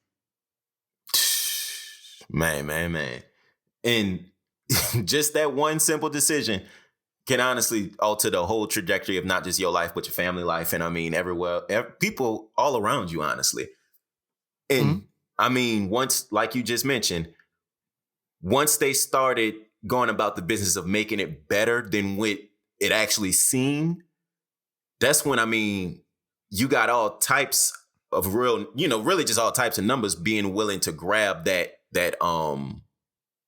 thing that we were just talking about, say with the lower numbers. It's not exclusively just the lower numbers quite anymore. I mean, you got people who have comfortable situations like the middle class who want to live that lifestyle of just being in a home all day, being in a 400 square feet apartment, not really having to deal with people, being on yacht. Like you can be on Twitter and you can see, I'm like, dang, I thought you had it in life. I thought you was comfortable in life. And this is what you want, really? I mean, we saw it all through 2020 with people who was calling for more lockdowns because they were stressed. No, and a lot of them didn't want to leave the house and go to work. I mean, let's just keep it a buck. Oh yeah. A lot of them were. That's why I said that was the precursor. That was the beta run to say, will they really stay in the house if we tell them? As long as we give them Netflix, as long as we give them free internet, as long as we give them free food, i.e. food stamp, EBT, we send them a stimulus check every once in a while. We give them a nice bump on their unemployment, and they're out of our way. And people bought it. And I'm sure if you went and polled people like 25 and under and said, hey, would you give up your reproductive rights for this is a subjective word, but comfortable living. And what I mean by that is a rent-free apartment, 400 square feet. Now, it's nice. Don't get me wrong. I mean, from the aesthetics of it, nice wood floors, granite countertop, woodish floors. You know what I'm saying? Like, it looks nice, right? It looks nice. Right. And like I said, we pump in all the internet you want. It's free. All the streaming service free. You get some credits to use the Uber every once in a while when you got to go out.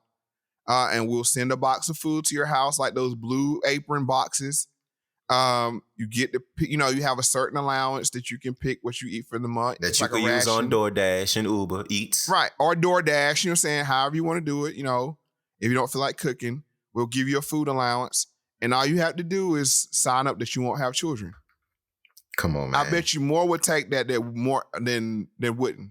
Mo, I know people who don't, and the sad thing is there are a lot of them, again, around my age, mid-20s, a lot of them don't want children at all, and all they want to do. That's my point. No, I know. But they don't want children at all, and all they want to do is be comfortable. Like, that's literally the number one thing I say. Because I'll ask them, do you know what passive income is? Do you know what this, that, and the third is? Do you know generational wealth? Just talking about future things with them.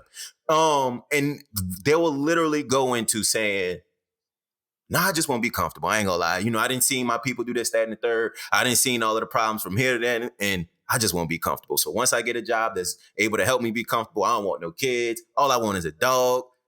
I don't even want a husband. I don't even want a wife. Like, that's literally I'm telling you, bro. Like, it's wild, bro. It's wild.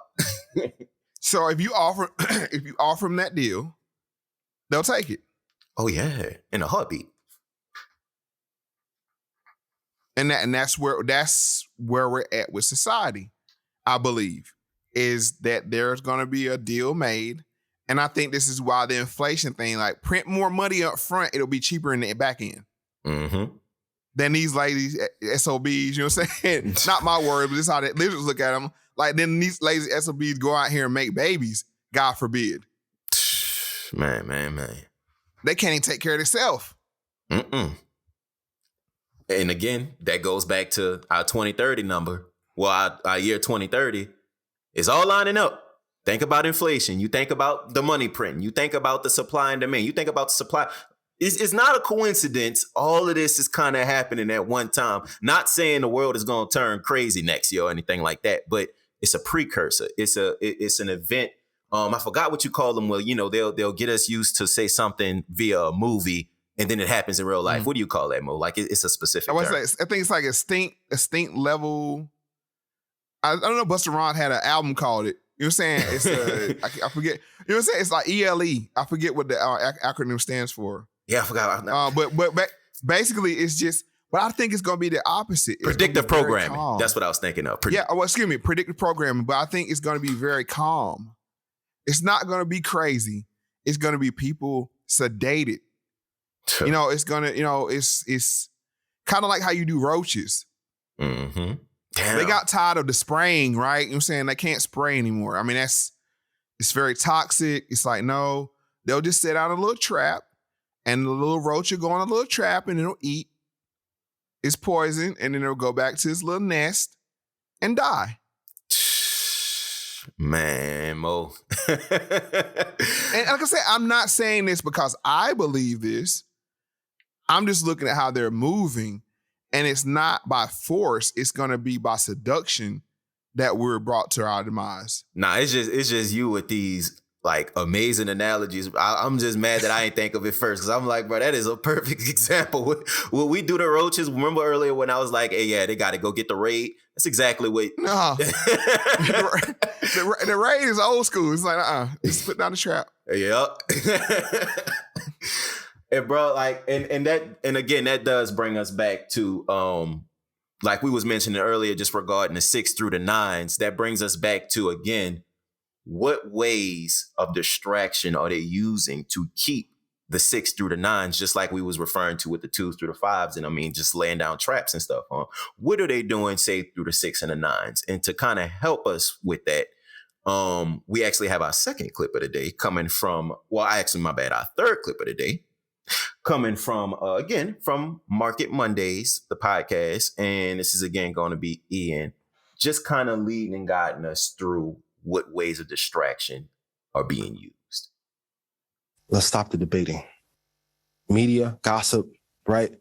That is inflicted in our culture. You notice there is really no white gossip. There's no. And going back to, and I had to cut him off right quick, but going back to, of course, what we was mentioning, say with our first clip with the Louis Farrakhan, don't necessarily look at this as a race thing, because he's bringing up culture. Of course, people going to think Black culture. Don't necessarily look at this through the eyes of race. Look at it through, again, levels within this card deck that we explained. Let's stop the debating. Media, gossip, right? That is inflicted in our culture. You notice there is really no white gossip. There's no Indian shade room. There's no Asian Hollywood Unlocked. Shout out to Jason Lee. For a reason. Jason Lee. Gossip is a cancer to us from executing.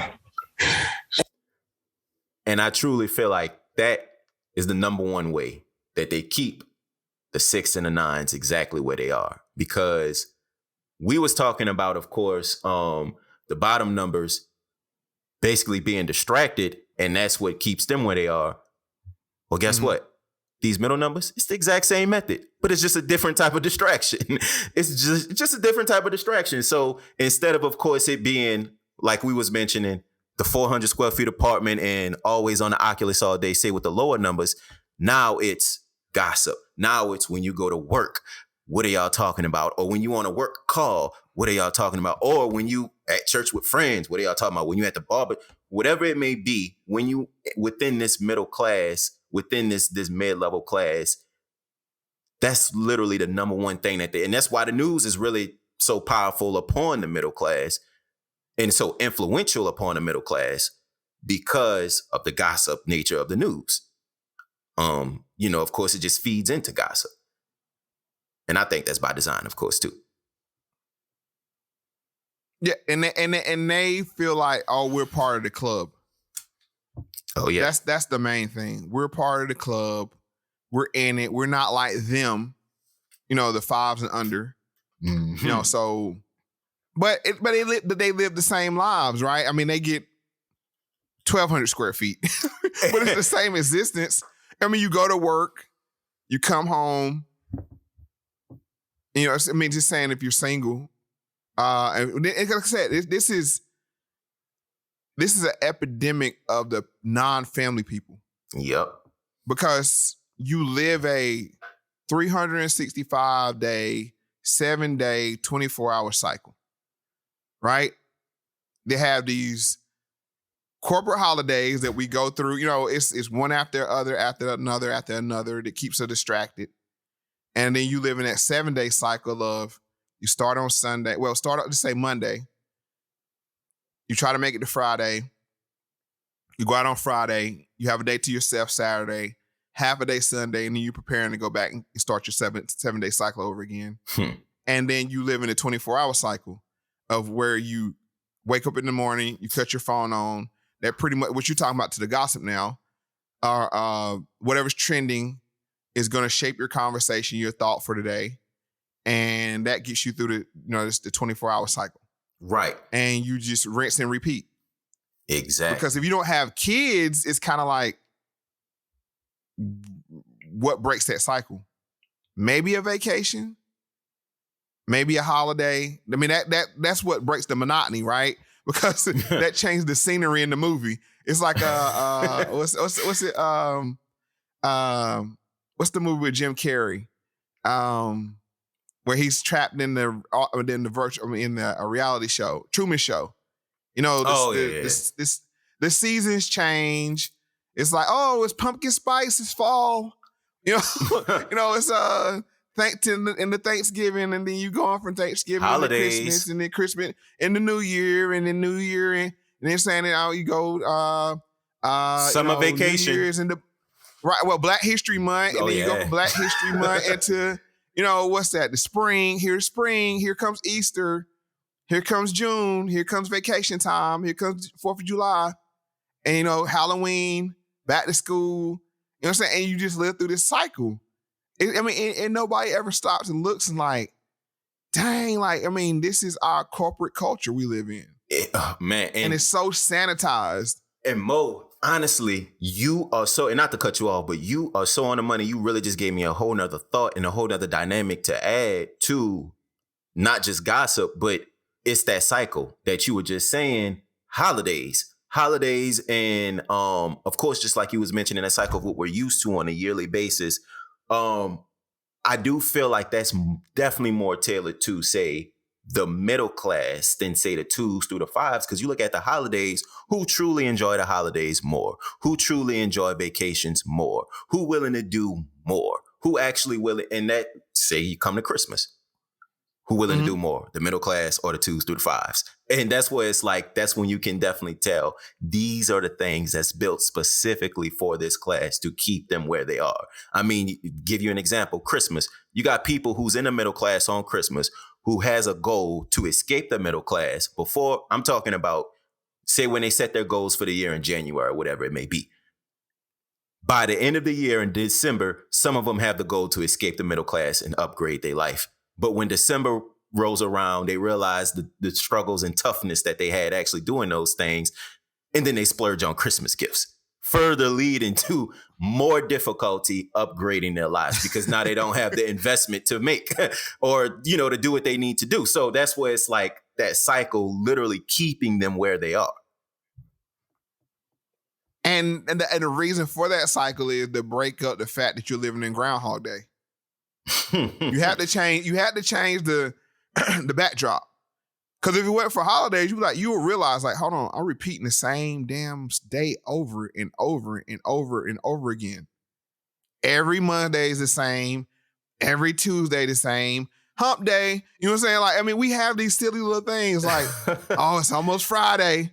You know what I'm saying? Like, and then you have payday. You know what I'm saying? That comes every other week. Man. So that breaks up the cycle. But you know what I'm saying? But you're really living the same day over and over and over again, like Groundhog Day, but they change the scenery so you don't see it. And honestly, I'm 100% on board with you at this point, Mo. Like, I'm not even worried about the gossip point, no, Mo. Honestly, I think that's a much bigger point and much better point when it comes to gossip. I guess what I'm saying with gossip plays into that too, because these stories, right? It's like these trending topics, like what was, Jussie Smollett, you know what I'm saying? That was, that gives us something to talk about, and it's always, I think they got to the model now that they're like, we just need somebody to fill this gap. We need a racial story. Mm-hmm. We need a gender story. We need a whatever. I'm saying it's always, I think that's why, we can't let go of the coof. You know what I'm saying? Like, because it's, what do you replace that void with? They haven't came up with the next story yet, to fill that void. So that's what you're talking. I think that's what you're saying with like gossip. It's also like propaganda and news story. And part of that is holidays as well. Yeah. It's the same thing. It's a cycle. That's why I was saying I do feel like the cycle part of it, honestly, is a little bit even more true than, say, gossip. Because when it comes to gossip, the reason why I picked that to say be the number one thing is it's non-generational. It doesn't fall within generations. You have younger people who deal with all different segments and types of gossip. And then, you have older people who deal with all different segments of gossip. And honestly, it doesn't have a gender either. Because we both know there's mad men who worse than, with gossip. So it's definitely a multi-level dynamic that comes with it. But I do feel like the cycle part of things, just getting us used to and getting us accustomed to being on this cycle, further lends us to being stuck, further lends us to being even more comfortable, because we don't snap out of the trance of just thinking, oh, well, damn, I did this yesterday, the day before that, the day before that. And when you get to start thinking like that, that's when you actually have the mindset of wanting to make a change, because now you it's the basis level of tracking. You get to now think and track what you've done. But the only way you get to do that is being removed of these type of distractions that we're referring to. So imagine if you erase all the holidays. Just imagine if you erased them. Every day will look the same. I mean, every day. Other than the weather. Yeah, I was about to say, but every day, other than the seasons. Even that's getting screwy. Cause it's 70 here. It was 60, almost 70 degrees here today. So even that's kind of getting screwy. But you would realize, like, okay, this would become repetitive. But when you have Cinco de Mayo to look forward to, and National Donut Day, and it's all these trivial bull crap, lack of meaning holidays. And what I mean by that, I'm not poo-pooing on the holidays themselves, but we're talking about the corporate holidays. Like, we just came out of one, Valentine's Day. Right? It's what do you do for Valentine's Day? And I'll say this, that literally gossip. Right. Right. That's what I'm saying. They go hand in hand. That's why I didn't want to knock you off. You saying your point about gossip, but it generates this news cycle. And this is where the news plays into it, that they feed off of these holidays and the gossip that goes around it and the pressure that goes around it, and everybody has to participate. And when you don't, you're looked at as an outsider. It's like, what? You don't celebrate this, and it's not even about, like I said, it's not about the religious backings of it. It's these they're actually corporate holidays. Mm-hmm. Mm-hmm. And you're right, and that's exactly why Christmas became what it is today. And it's the same thing. You could go to Thanksgiving. It's exactly why Thanksgiving became what it did today, because of the corporate side of things. And of course, just trying to commercialize it for the most part, just to make sure that Black Friday, those Black people in prep and primed for Black Friday, they're in a seasonal mood to get ready to spend on Black Friday. It has a lot to do, of course, with marketing and advertising too. But it's all about design pretty much. And with all of that being said, that kind of brings me to wondering how big of a difference, really, because you said it yourself, how big of a difference is the middle class, 6 through the 9s, and the lower class, or the people in poverty, the 2s through the 5s, with all of these things being considered?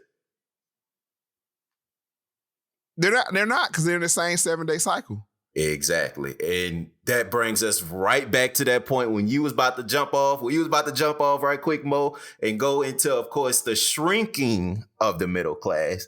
People think, oh, of course, they're shrinking the middle class. That means that there's going to be less and less and less middle class. Yes, of course. But what y'all think they're shrinking the middle class and dissolving it into? They're not dissolving it into the upper class. So these 6 and the 9s, they're going to continue to be 6. I mean, these 6 through the 9s, they're going to continue to be 6 through the 9s, but they're going to lose that middle class stature.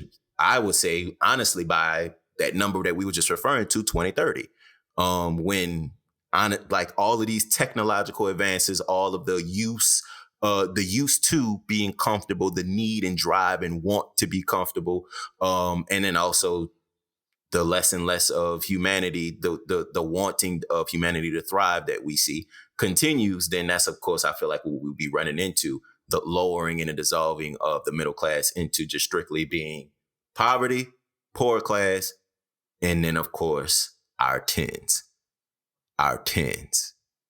So with all of that being said, that brings me to the other levels.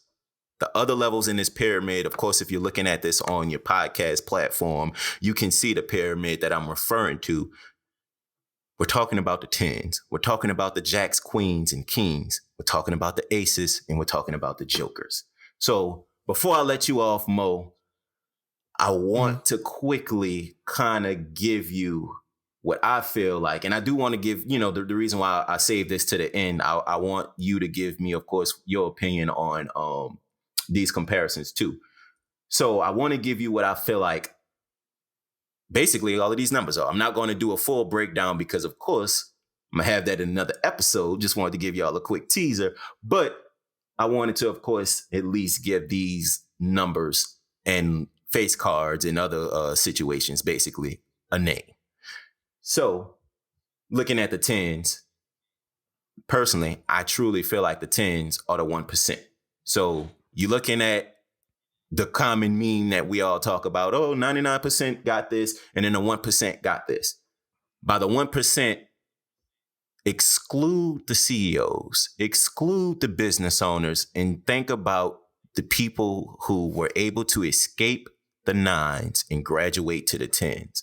So I'm referring to the people maybe who have had generational wealth, the people who have got their finances through passive income, owning, not necessarily a business, but it could be a real estate, these type of things. The 1% is the people. And by the 1%, I'm referring to, of course, the 10s. The 10s is the people that have the financial backing, have all of the money that they need in the world. Well, I won't say all of the money, but they have a very, very substantial amount of money. However, they don't have the power. That's what what puts them into the level of 10s. They're missing one main thing, and that's power. So that brings us to the jacks, queens, and the kings. The jacks, kings, and the queens, guess what? They're also part of the 1%. But the thing that separates them, you guessed it, the power. These are the people that I told you to exclude. These are the CEOs. These are the board of directors. These are the business owners of these corporations. The reason why they are the kings, the business owners, and the queens, the business owners, and the jacks would be, of course, the CEOs, the people who has to directly report to the business owners. I mean, board of directors, whatever it may be.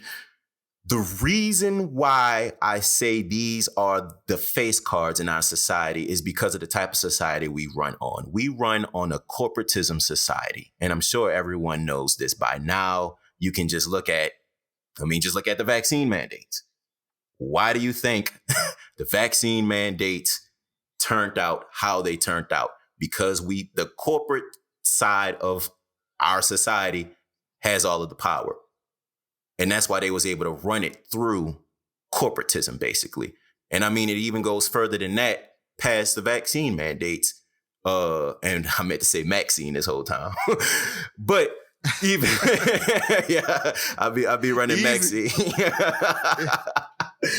But even past that, I mean, you can look at it through, of course, just how they have influence over, say, our media, corporate side of things. Look at the pharmaceutical side of things, the pharmaceutical industry. When you look at, say, a news channel, you're going to see pharmaceutical ads. You're going to see multiple pharmaceutical ads. That tells you what? That these companies have influence over what you are seeing on this broadcast. Because if they, and by they, I'm talking about the people who's on this broadcast, if they say anything that's to the detriment of these companies, they will pull advertising money. They will pull the finances that's needed to run these shows, to produce these shows, and to keep the viewer basically wanting to view. So that's where the dichotomy of course, having these corporate companies having so much power and them basically being the kings and the queens and the jacks of our society. So that brings us to Moe's favorite card, well, set of cards in the deck. And the reason I say that is you brought this up plenty of times, just wondering, of course, what the aces are. Mm-hmm. So the aces, they aren't the 1%. The aces, they aren't just the 6s or the 9s. The aces, they ain't just the 2s and the 5s. They aren't jacks, queens, or kings. The aces in society are the people who have power and the people who basically keeps order. So the reason why I said they can be the 2s through the 5s, they can be the 6 through the 9s, or they can even be 10s is because you look at our police officers. These are the aces. You look at our firefighters. You look at our healthcare system. These are the aces. These are the people that makes the rules and also enforces the rules. So these are the people that keep society grounded, so the kings, the queens, and the jacks don't have to do it. You can't have a CEO or you can't have a business owner going out and giving these type of demands, even though these are the people who necessarily run the country. But you can have a Senate member or a House of Representative member do it, or you can have a lawyer do it. Again, they're aces. They're aces. I see it a little different. Go ahead. And of course, I mean, it's just how we look at it. I would say the 10 is the 10% or the boule. Because you think about the talented 10th. They're 10% of all the numbers, right? Right. They don't really have a face. They don't really have an identity, but they have power over the general masses, right? Over general population in the prison planet. So, and I would say the aces are the 1%. They also don't have faces, right? Right. But they have autonomy. They're the powerful, but they move in the shadows. And it's, like I said, this is just my interpretation of it. Yeah. And I actually do like ace, that. Right.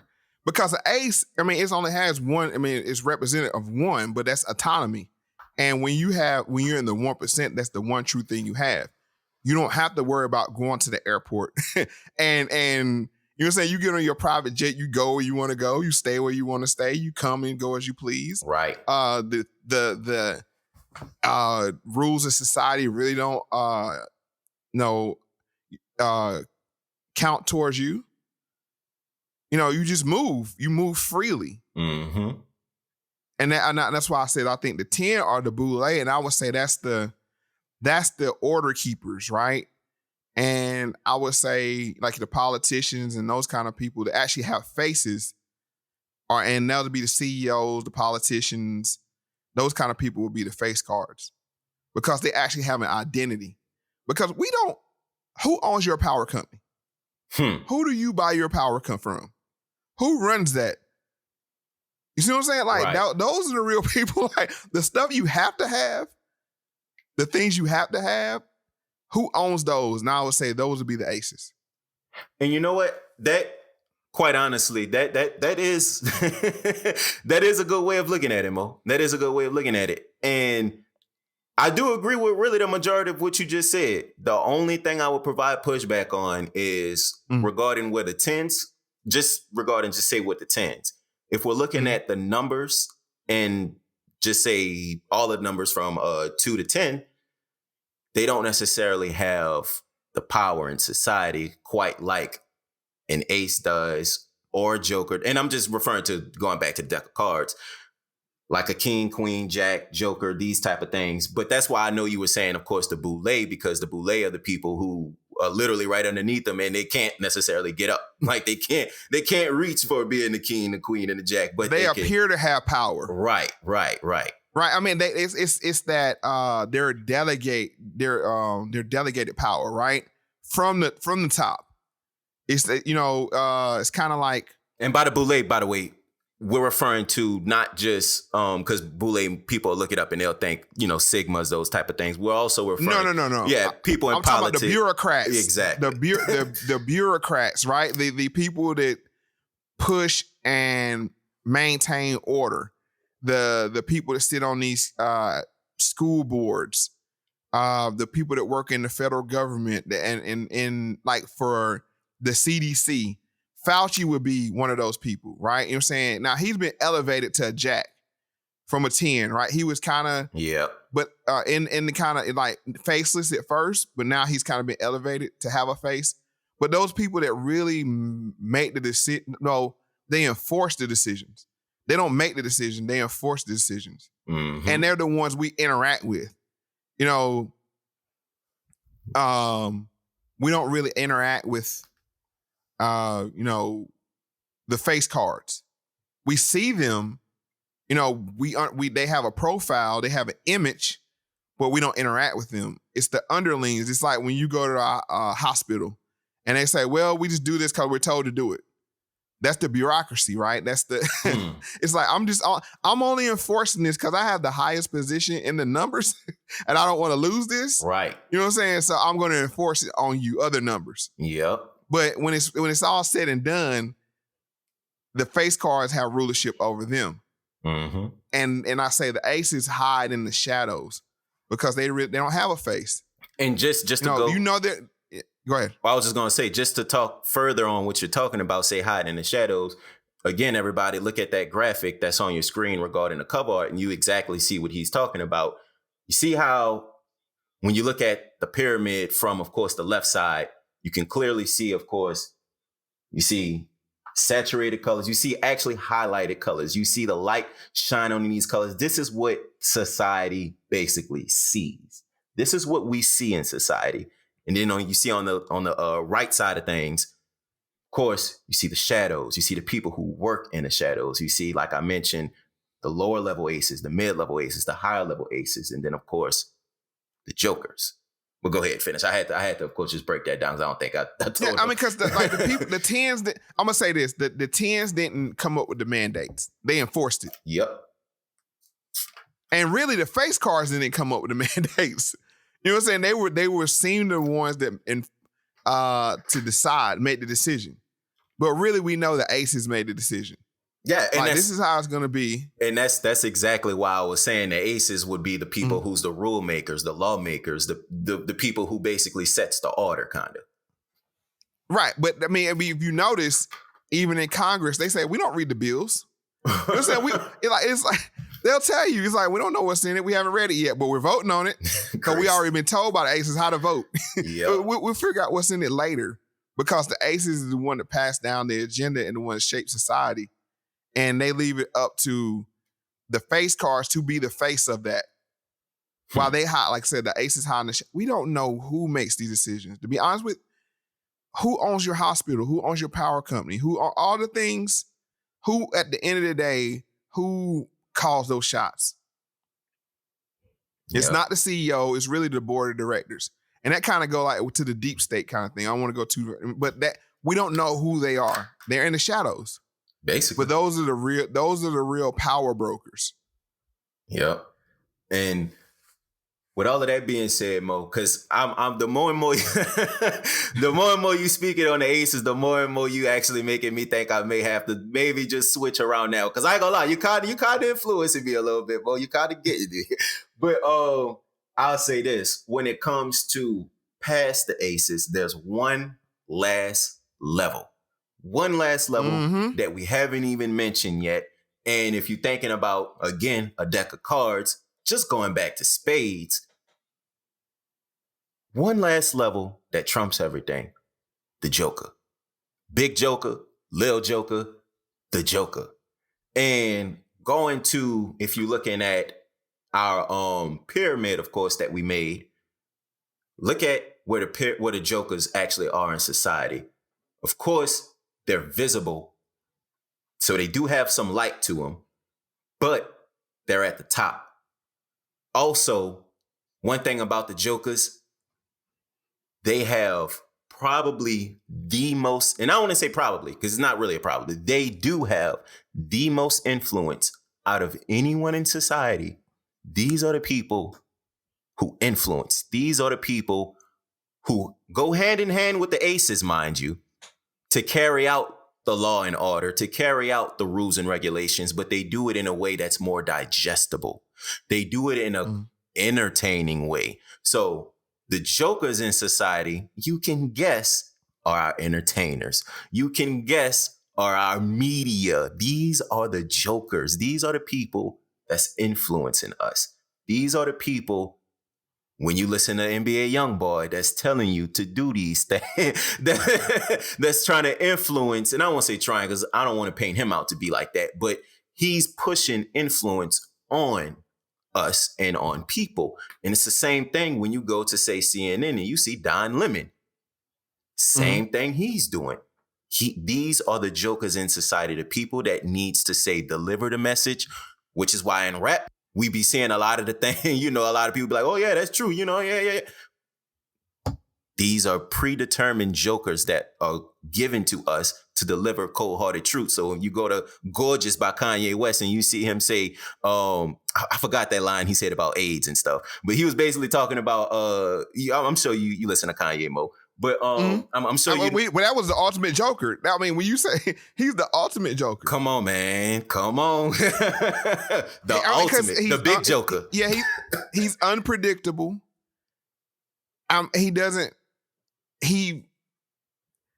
What is his real power? Is influence. Yes. That's his number one power, is influence. He can influence people. He does it in a way where it's comical. He does it in a way where, it inspires thought, but not in a meaningful way. Not like a philosopher, but just a clown, right? A clown, that's why the Joker is a clown. It's a gesture. Yes. Right? And it can evoke emotions. And that's what makes them so powerful, because it's not about money. It's not about an institutional power. It's about human and emotional power. And that's exactly like you say what makes them that powerful. That's exactly what gives them that amount of leverage. That's exactly what gives them that amount of really just sheer influence, is the ability to be human, I feel. So when you think about these other people who's on the level of and I'll just say just above, say again, look at this pyramid. The 6 through the 9s, you look at the 10s, you look at the high level aces, you look at the kings, queens, and jacks. And then you look at the Jokers. The Jokers are the only one on above that level who truly, truly have the 100% human experience. And by human experience, I'm not saying the other people aren't human. I'm just saying they're able to fully develop and fully communicate and fully empathize and really see that human experience, which is why they're able to connect so easily and be more understandable to a 2 through a 5, even though a Joker could be a billionaire. People could be like, oh, well, I relate to him. I relate to Kanye. You see what I'm saying? Because they have that. And that's what separates them. And that's really what gives them their power, like you just mentioned.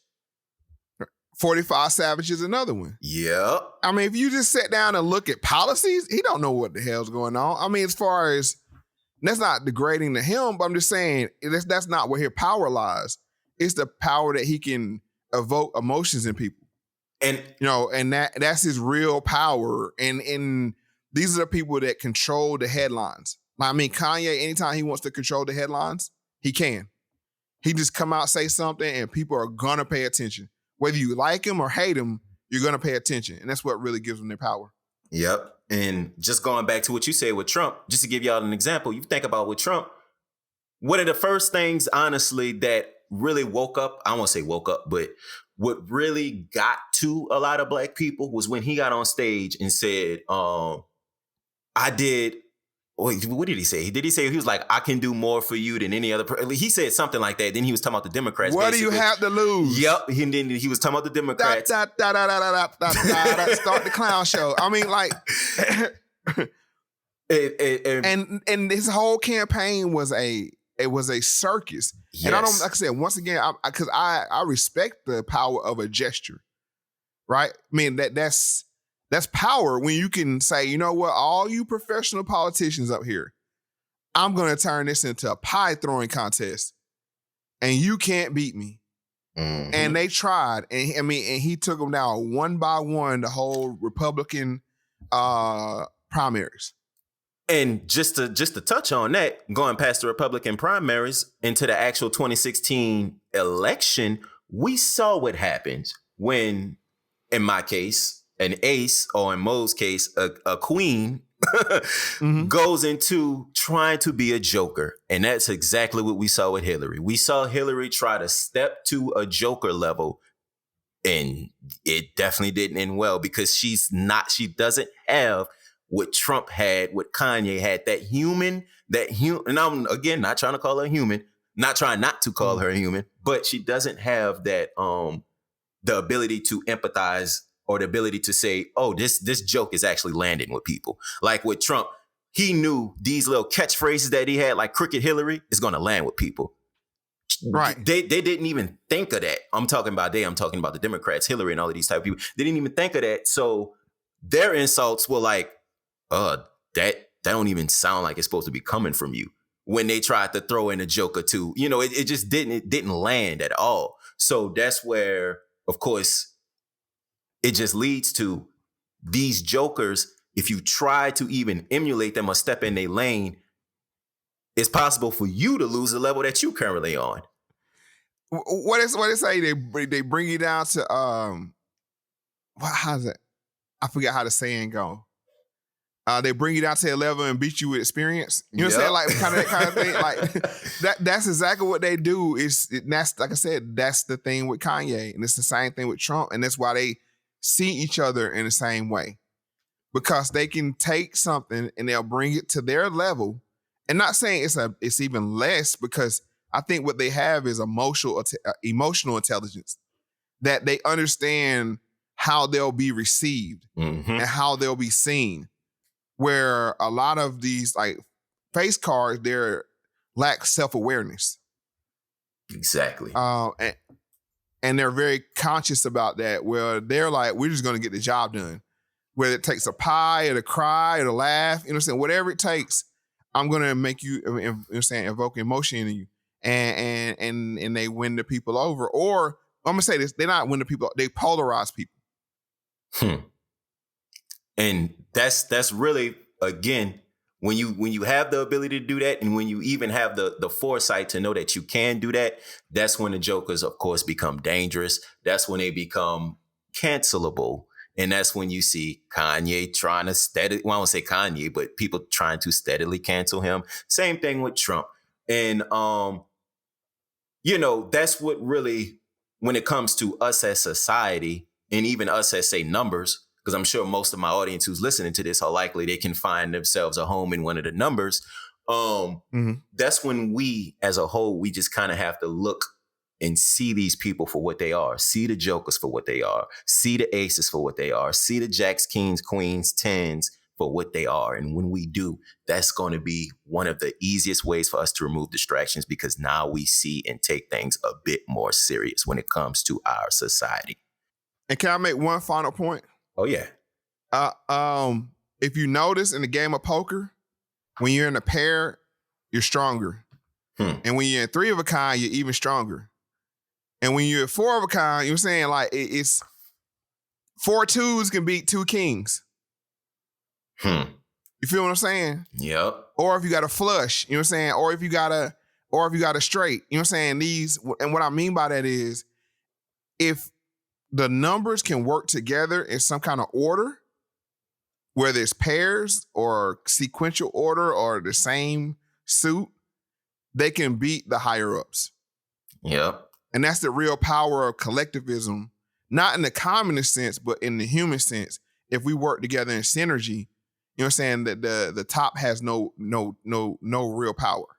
Exactly. You know, and like I said, I'll make that, you know what I'm saying, my final point, you know what I'm saying, because I just want to, you know what I'm saying, you can, you know what I'm saying, I don't want to take, you know what I'm saying, take it too long with you, but I think that's the real lesson from this. I take away, that's my takeaway is, if the twos work together, if the threes work together, if the 2 and the 3 and the 4 work together, if a handful of spades work together, a handful of hearts work together, that's when you really have real power.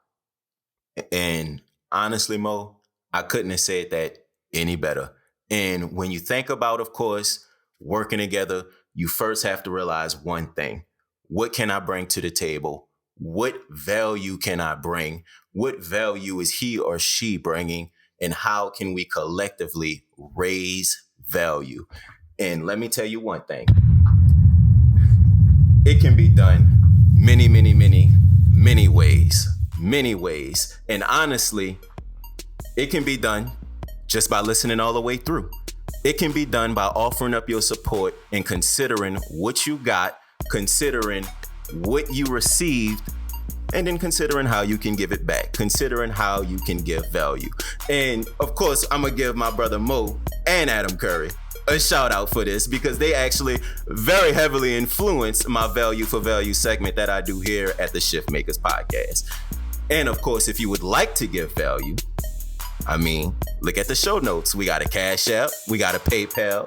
Of course, we got we also got a Venmo link down there below for you. So again, just consider what you got from the show and consider how you can give it back.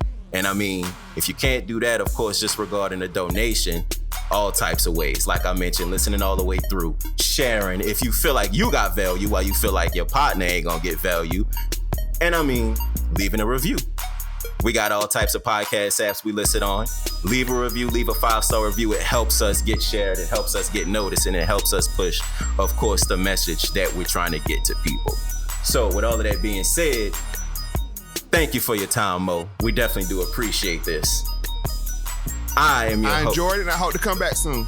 Oh yeah, absolutely. And I didn't mean to cut you off. But I am your host, L the Designer.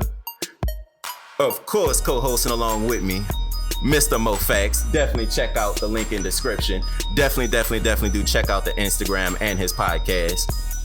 Episode 24 of the ShiftMakers podcast.